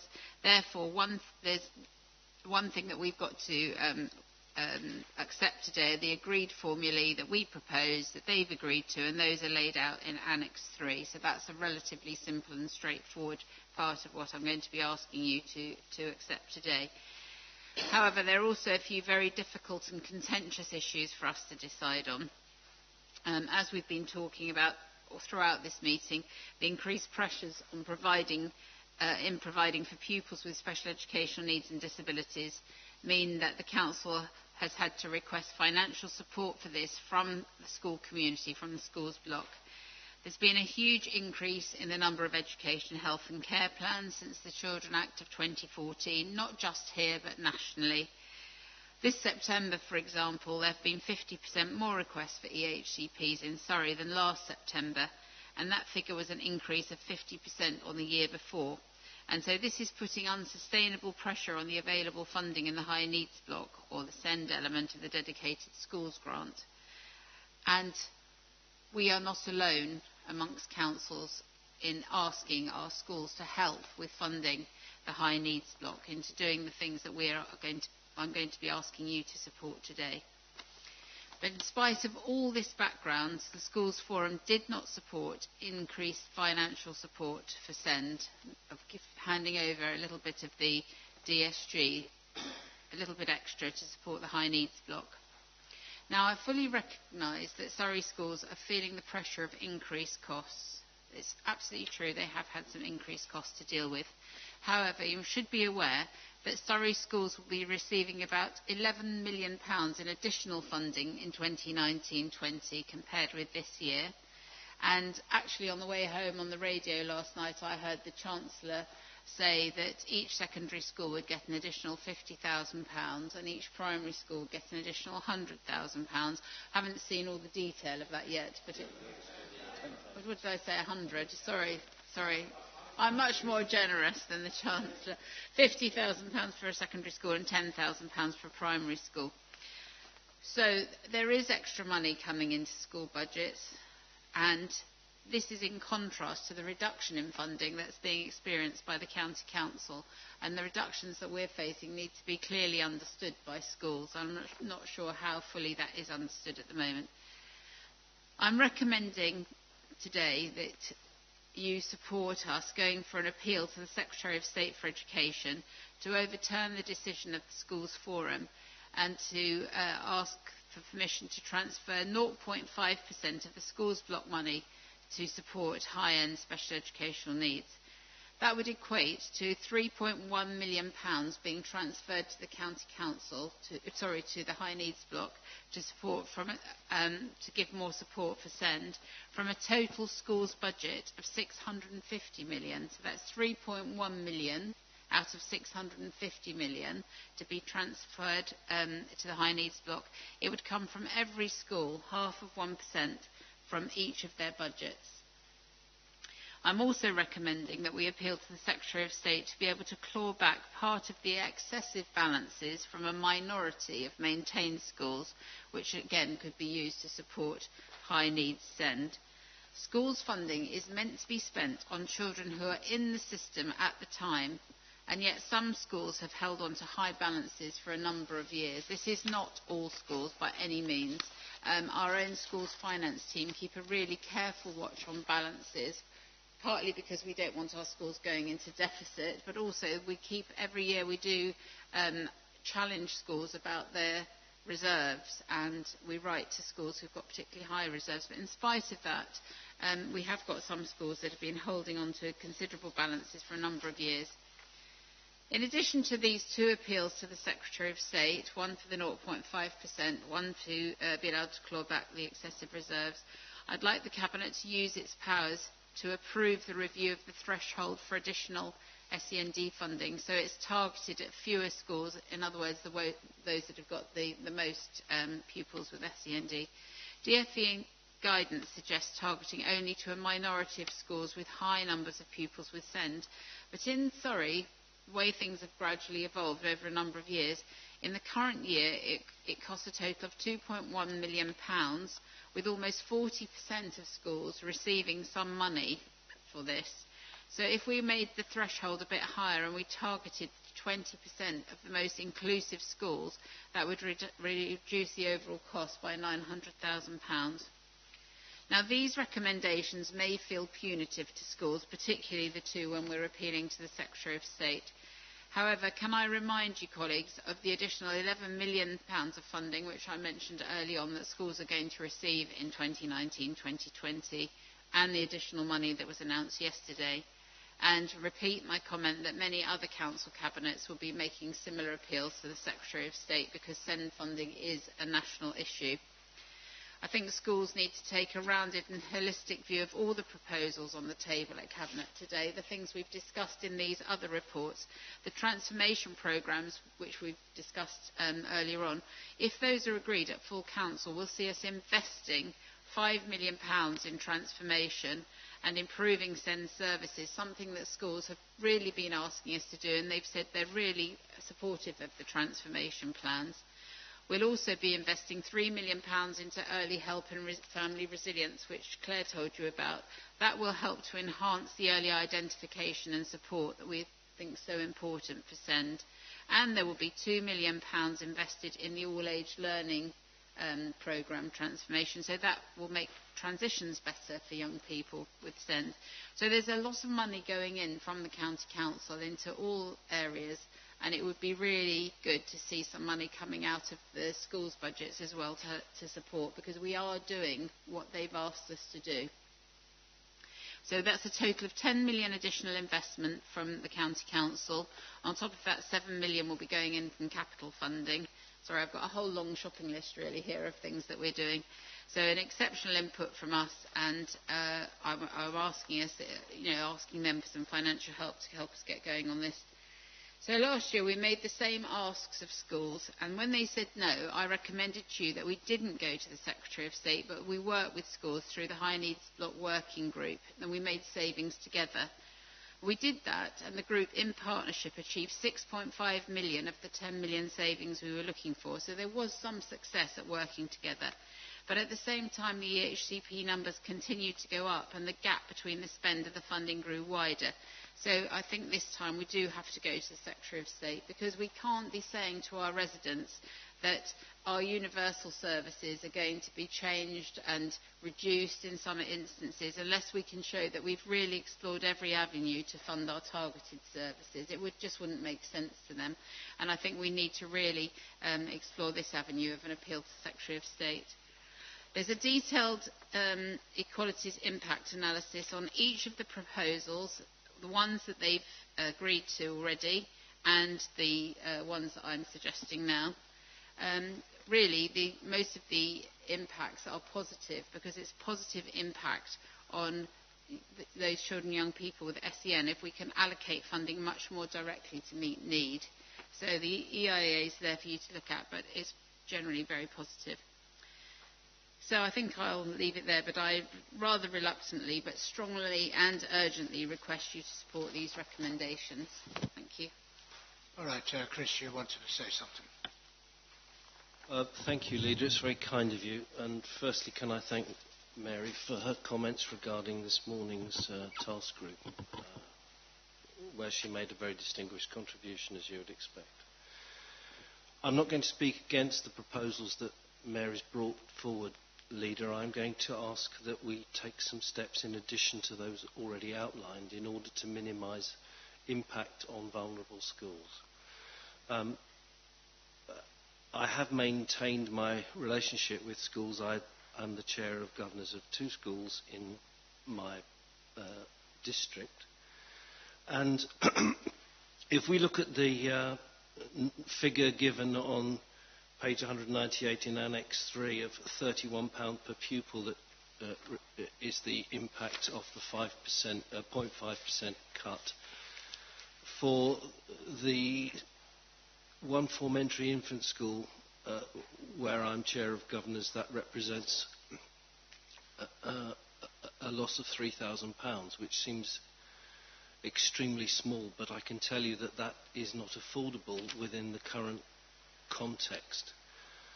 For those who don't know some of the details of cost pressures on schools at the moment, the schools currently make a 15% contribution towards the teachers' pensions, and as of next April they have to that goes up to 22%, and that's an unfunded increase. So all schools are facing hugely unfunded cost pressures, which I have to say a little Christmas present from the Chancellor yesterday is going to do little to affect the run rate in terms of the impact on schools. In Surrey we do have a number of small schools who, and a one formentary infant school is a perfect example, much valued by their communities, much valued by parents, but who struggle to have sufficiently safe staffing. There is no deputy head because it can't be afforded. There's no full-time Senko because that can't be afforded. And very often the only teacher who's out of class to manage an incident or a pupil who needs support is the head teacher herself. And if the head teacher's away on a conference or out of school on training, that often falls to non-qualified people. So I have some concerns about the impact of this 0.5% on the run rate of some small schools. So what I'm going to ask, Leader, is that there be some kind of risk analysis in respect of particularly small schools, and perhaps area schools officers are tasked with just having a quick look at seeing whether it is affordable for small schools in their areas to manage this, the impact of this run rate cut. And it doesn't, of course, say whether this is 1 year or whether it's succeeding years. That's not clear, and I'm sure that would need to come to you again in future years were that the case. I think in parallel, the authority has probably got some more urgent work to do in respect of small schools and looking at amalgamations of infant schools and junior schools. There needs to be a programme of work to look at what seems to be called in the trade orphan schools, that schools that are relatively isolated, don't have an immediate network, but are small enough to find a potential cut of £3,000 in their funding significant. In my small school, I can't afford to send the Vice Chair of Governors on governor training because we simply don't have the money to do that.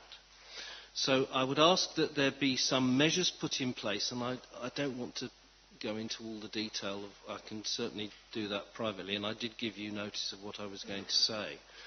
But it does seem to me that the Secretary of State is more likely to grant the appeal that we are going to make if we have mitigation measures in place to protect small schools from some of those impacts. That's the first thing I would say.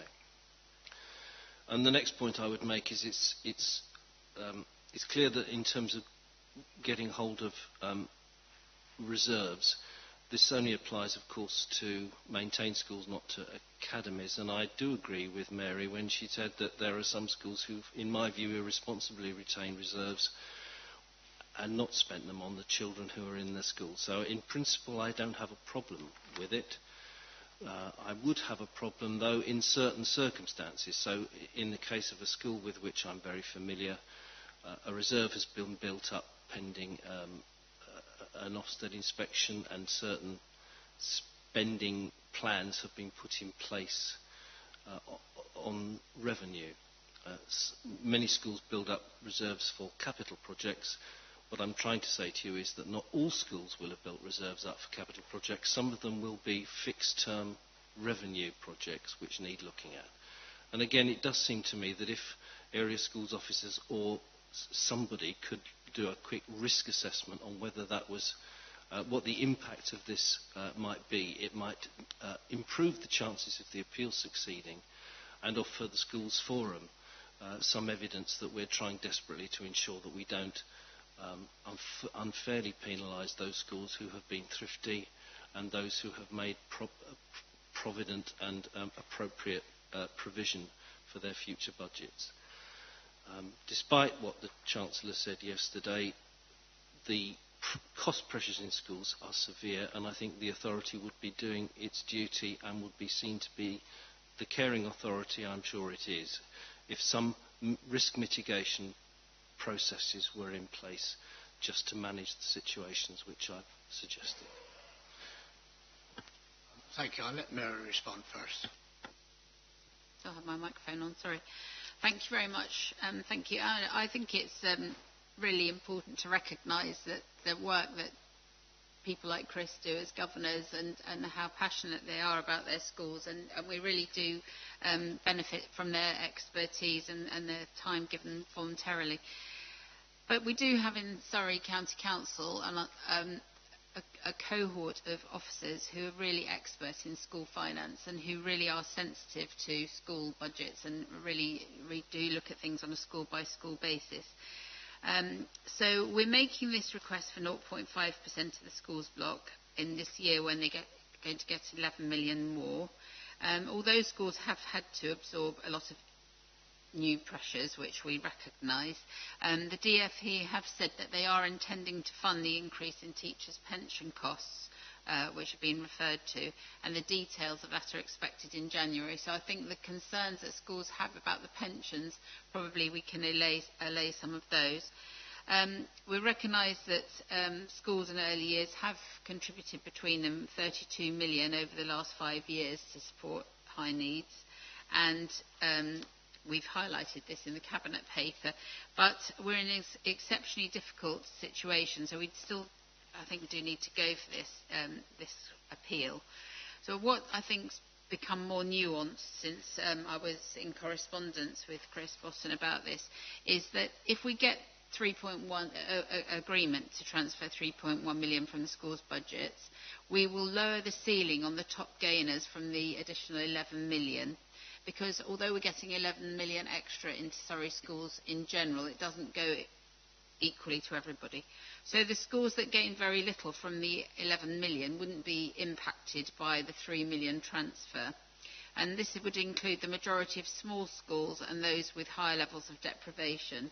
So in this way, we would be mitigating the impact of the transfer on small rural schools and those with our more vulnerable children, which I hope would help with that aspect. We'd obviously also continue to do what our officers always do, which is to monitor the finances of the schools and offer advice and support if necessary. The last lot of published statistics show that we have far fewer schools in deficit than many other authorities, so we'll be trying to make sure that continues. Talking about the clawback of the excessive balances, we'll be ensuring that only excessive balances beyond 20% of the budget from the 31st of March 2019 and 15% thereafter are clawed back in line with the DFE guidance. So it doesn't sound as if a school in a situation such as the one that you're describing is likely to be the ones that have the very high balances anyway. And we also had a lot of criteria laid out in the consultation document that went to schools, which showed how we would be applying this, which I suppose you could call a risk assessment, but it is a list of criteria that would be applied to make sure that this didn't have a really destabilising effect on the schools. And I don't think that the clawback is likely to give us a huge amount of additional money, but some additional money which would be helpful, but also does establish the principle that schools should be spending on children in the school at the time who've got special needs, and hopefully will encourage them to do that. The increasing the threshold after which additional SEND funding is provided, well, again, as I said, that will go more, it will be more targeted, if you like, to the schools that are dealing with the highest numbers. So all in all, I think that this has been carefully thought through with mitigation to make sure that small rural schools, schools with high numbers of disadvantaged children, schools with high numbers of children with SEND are not impacted adversely by it. And unless your school was one of the ones that was going to, your particular schools were ones that were going to benefit hugely from the additional 11 million of funding, which doesn't sound as if they were, or look like it by your face, I don't think that they would probably be impacted at all by the 3.1 million transfer. Is that helpful to you? I'm both reassured and comforted by the mitigations which Mary has outlined, Chairman, and I think that represents the sort of package I was thinking and asking for. If her comments could be reflected in the minutes, it will show that we've had that discussion, and I am grateful, and I'm glad to give you notice because I think those are really helpful answers. Thank you. The question that Chris brought up, Mary, about small schools. There are some very, very small schools around Surrey, and I'm wondering, do we have a view on this, or is this something that the Executive Director and the Director for Education could take away and think about? Because it is a concern. I've been approached separately to this by two different people about very small schools. Are they really viable anymore? Of course they're viable for the parents, I recognise that, but as budgets get constrained, and if we don't have the number of teachers on site, if a child has an epileptic fit or something like that, who is there going to look after that child? And I don't know if anyone has seen an epileptic fit, but unless you know what you're doing, you can actually make it worse. And there are all sorts of things, as you know yourself, Bear, as being a teacher, that can happen. I'm just wondering, are we allowing small schools to survive for the sake of survival, or are we actually asking ourselves the question, are they resilient in today's market, in today's climate, and do they have the staff if anything happens that the child can be looked after? Because at the end of the day, I'm more concerned about the child than about a school per se. There's quite a few things in there, Leader. First of all, it's true that the funding formulae don't help small schools, and our officers have over the last number of years been encouraging schools to group together, to share staff, to share heads, to amalgamate, all that sort of thing. But we still do have a number of orphaned, particularly infant schools, for want of a better word, and I think we do need to do more. I think the Executive Director is aware of this, and the Director of Schools and All Age Learning, she's also aware of this, that it's something that we really need to more than encourage our schools to do, is to join up and share resources. In terms of the safeguarding issue that you mentioned, I don't want to make alarm bells ring, and I'm sure that the governors of each and every school take seriously their responsibilities to make sure that there are enough staff on site. But as Chris has said, this could limit the ability of schools to allow individual members of staff to go out and do other things, because they want to make sure that they are safeguarding the children in the school. So in the answer to your general point, yes, I think we do need to strengthen our encouragement, and I think the Cabinet would strongly recommend to the Executive Director and his Director that they do encourage schools to join into amalgamations, to amalgamate into different kinds of federations and join make academy arrangements as well. Help me with one small point, which I'm still trying to struggle with. What you actually meant? When we talked about taking the money from all schools, did you also mean academies? We do, in terms of the appeal to the Secretary of State to take money from the 11 million, but we can't with the reserves. We don't have any control over the money in the reserves. Only the Surrey schools, not the academised schools. So academised schools could have transferred with large balances and still have those public balances. Yes. Well, I'm sorry, but I'm not happy with this. I think we should be writing to the Secretary of State. I'm very happy to send a letter, somebody will draft it for me. I think there's a moral obligation on these schools.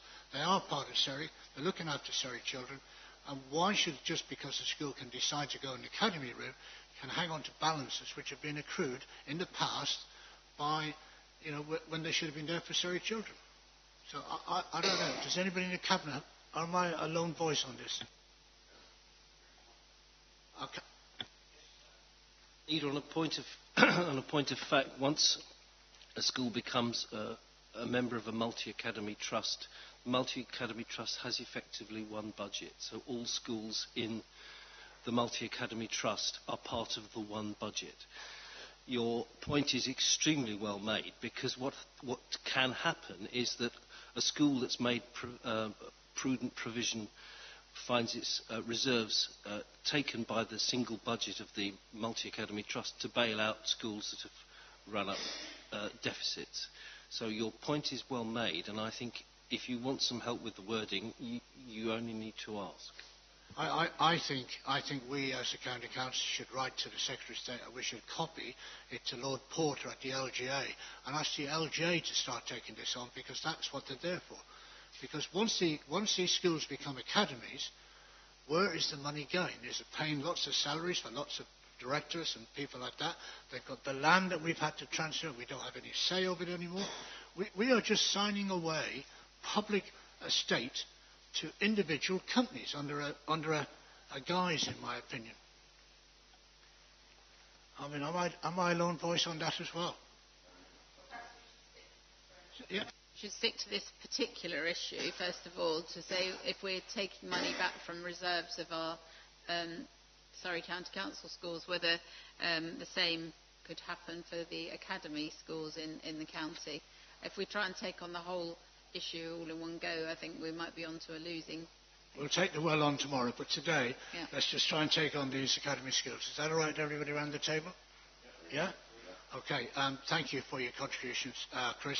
Mary, we just do the recommendations, and then I think we'll have a 5-minute comfort break. The recommendations are on page 183 and 184. Are we all agreed with those, plus what we've just agreed with Mary about the balance of things? Are we all agreed? Thank you very much. Yes, we have a 5-minute break and come back in 5:15. Is that okay? To allow people some time. Is that all right? Rejoining us, we're now going back into item 12 on the Cabinet report, which is the Reigate and Bansett Local Transport Strategy. Colin. I wasn't ready for that, Chair. This is fairly simple paper. This is a lot of work's gone in behind the scenes on this. This is working in collaboration with Reigate and Bansett Borough Council to support their local plan. This is putting a transport strategy together. This has been through the local committee in Reigate and Bansett as well. And this is an important document for Reigate and Bansett, and this is all about the working together to achieve joint outcomes. So having to put this paper forward, as I say, it does support their local plan and has been put together with the borough and district. I'm going to do the unusual task of going back to item 11. Mary, we didn't do the equality impact assessment, did we? Yes. All right, I was thinking of something. My apologies. Right, carry on, Colin.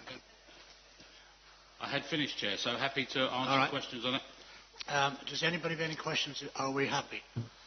I know a lot of work's been done, but are we okay with the paper? Yep. And the recommendation is on page 242. Are we all in agreement? Please show. Agreed. Thank you. Okay, we're now going to item 13, which is the bus lane enforcement. I think this is a policy for John Fury. Oh, sorry, John. Colin. Again, fairly straightforward paper. A trial has been run in Woking on a bus lane enforcement. Going forward, there's a lot of other boroughs and districts that have shown an interest in this. This will be implemented again through our local and joint committee system in the area, so we won't just go out and put this on all the bus lanes in Surrey. This will be locally driven where it is needed and wanted. Again, this is just a policy in place so we're able to support the boroughs and districts and local and joint committees in actually achieving this. Again, happy to take any questions. Have you seen this being of any use in the northern parts of the county where you have the bus lanes? No, I don't consider Tandridge to be the northern part, I consider it being the west. Yes, Claire? I must confess, I'm absolutely I'm a victim of having been in bus lanes at the wrong place and the wrong time, and that's been costly. But yeah, perpetrator. Well, it depends how you look at it. But what I think is interesting, and that many people won't know, is that there are powers which London boroughs have, which we as a county authority do not have. And one of those is this bus lane thing. If you drive in Kingston, it's quite a different arrangement than if you're driving in Surrey. So I think it's interesting to draw to residents' attention that we actually have to get special powers to be able to introduce these bus lanes. Whereas if you just literally go a few hundred yards into a London borough, whether that's Sutton or Kingston, then different arrangements apply. I build on what Claire says, as I totally agree with her, because some of us have been found in Kingston when they go into a box junction and somebody stops, you get caught in it, and then a letter precedes it a few days later. And I just wonder whether or not we could look at extending this to box junctions as well in Surrey. And there's a number of box junctions in Surrey, like their bus lanes. So I just wondered if Colin, any view on that? Would want to say something? Go on, John. They're completely without mercy. They just do you, and immediately you get a ticket. And most of the time, it's a bus that's driven in front of you when you had an open space, and suddenly 3 car lanes are covered by the bus. I think the issue. May I go back to being serious? I'm being serious now. I think the issue about looking at box junctions would have a financial tag attached to it, because you'd have to have means of enforcement. That means cameras, etc., and they don't come cheap. Although they do generate an enormous amount of income, as demonstrated by Kingston, in the number of ones they put on that road that is restricted to buses and taxis. 2.2 million in, I think it was 4 months or something like that. So maybe we should be considering it. and taking the capital cost. Yeah. As the member for generating income, he just made a good suggestion. I suggest he follows up. Absolutely. I'd love to be able to. I will say that, and I'm guilty as well, but they may not be mercing us, but you only get a ticket when you actually break the law or the regulations. But I have to say, I mean, we have obviously the power to do the bus lane enforcement, and again, cameras and that will need to be put into place, and we have the ability to enforce that. We do not have the powers to do box junctions, no right turns, no left turns, and all the rest of it. The London boroughs do. Outside of London, we do not have the power to actually be able to do any of that work. So it would need a decision from the Secretary of State. I have written to him in the past to ask about this. But at the moment, we have no power to actually bring that in. The only thing we can do on top of our normal parking enforcement that we do is actually is the bus lane enforcement. Can you answer me a question, Dan? What's the justification that the Secretary of State says it's justifiable to have a box junction system in London, but not in any other part of the country? If you want the straight answer, they say local authorities should not use car drivers as cash cows. Except in London. That's the truth of the matter.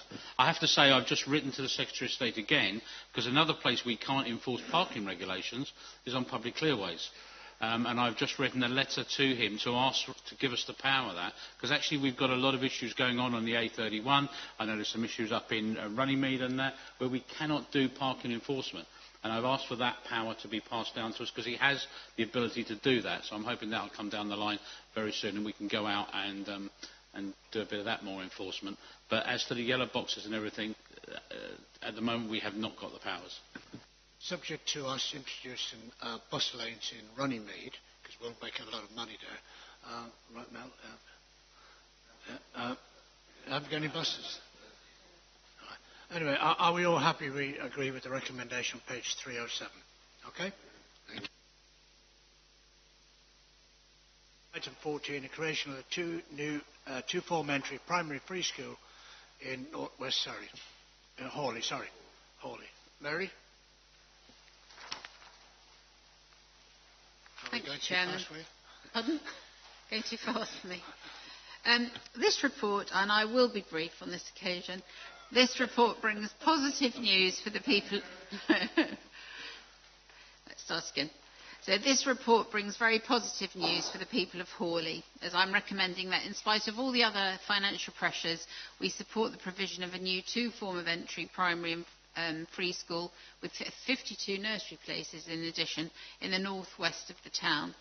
This proposal supports our statutory obligation to provide sufficient places to meet increased demand in the area, and in particular to provide places for the children coming from the northwest sector of the Hawley Master Plan, which is called Westvale Park.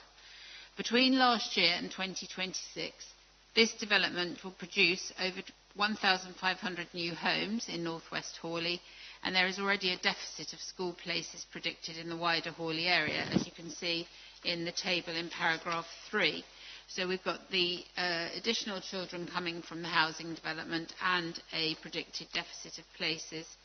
So as this provision is in a new school, it has to have a free school governance model, and officers are finding that Aurora Academy Trust, who were the chosen trust after a long process of being gone through, they have been very, very good partners to work with. It's obviously also a question of working with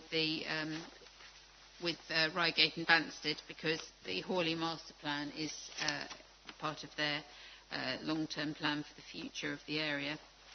The actual plans for the school are actually wrongly numbered as Annex 2. They should be Annex 1, and they're on pages 323 to 332.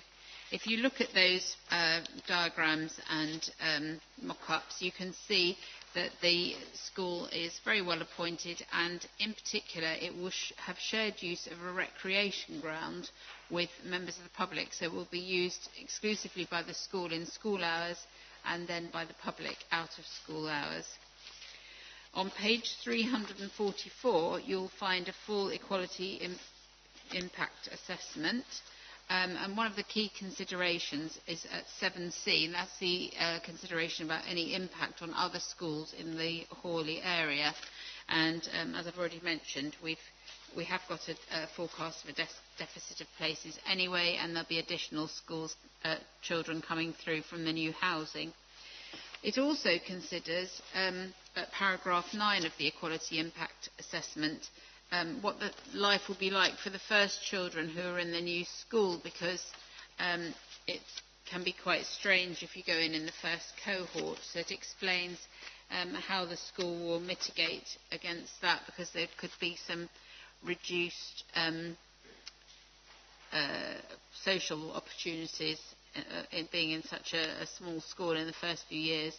And the school is going to support these children with additional targeted range of after-school clubs and so on, to make sure that they don't miss out by being early into the school. So with that, I'm pleased to ask for your support for the recommendation to agree, subject to the detailed financial information for the expansion of the number of places by the new school, which is set out in Part 2, that the business case is agreed for the provision of additional 2 form of entry worth of primary places and 52 nursery places in Hawley, with a new primary free school in North West Hawley. Thank you.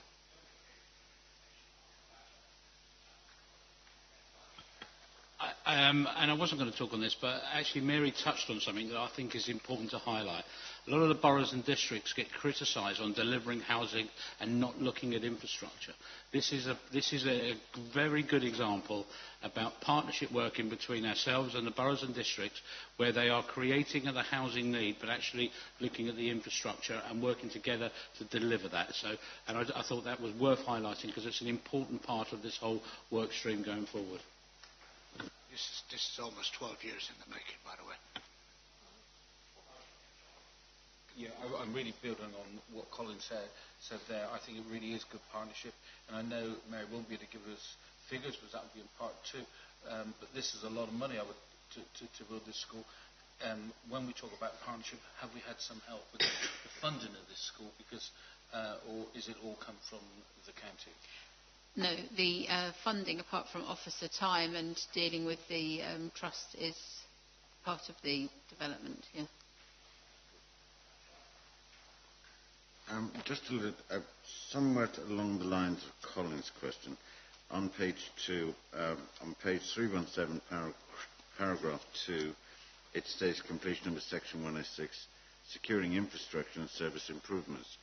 And then when I go to agenda item 17, without going into details, the whole of the project cost is being met out of section 106 funding. Is that correct? Yes.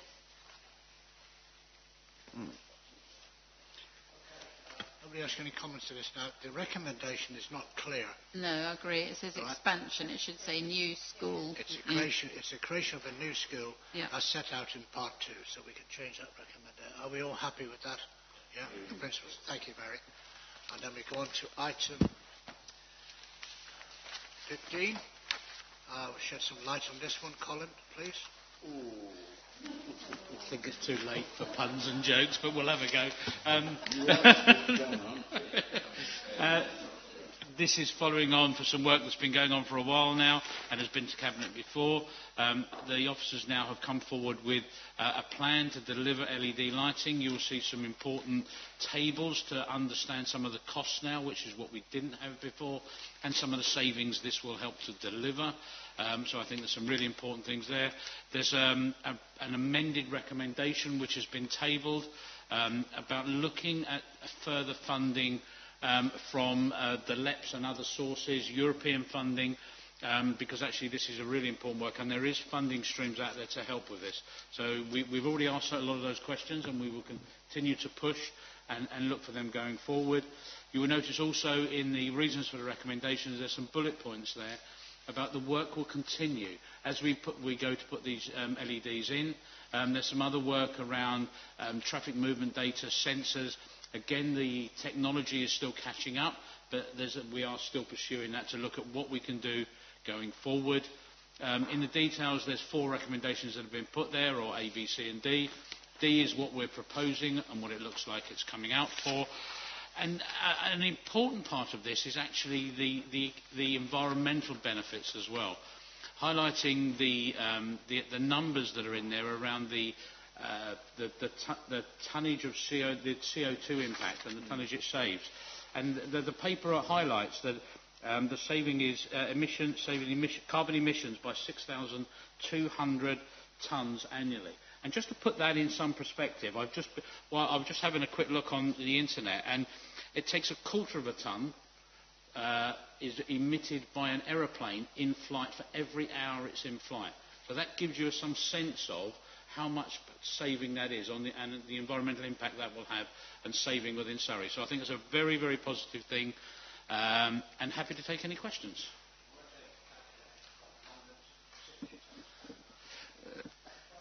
Well, that figure is actually in the paper, and I just wanted to draw that out a bit.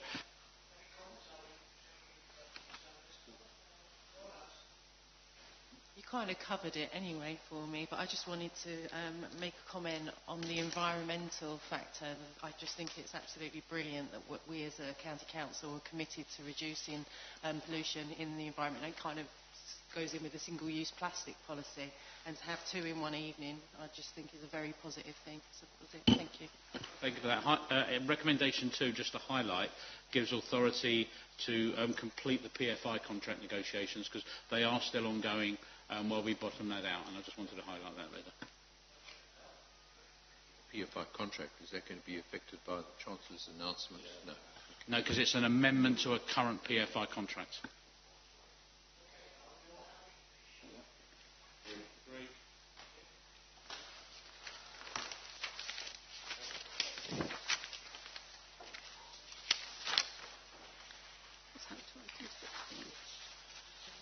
So that under Section 108 of the Local Act 972, the public be excluded from the meeting during the consideration of following items of business on the grounds that involve the likely disclosure incentive under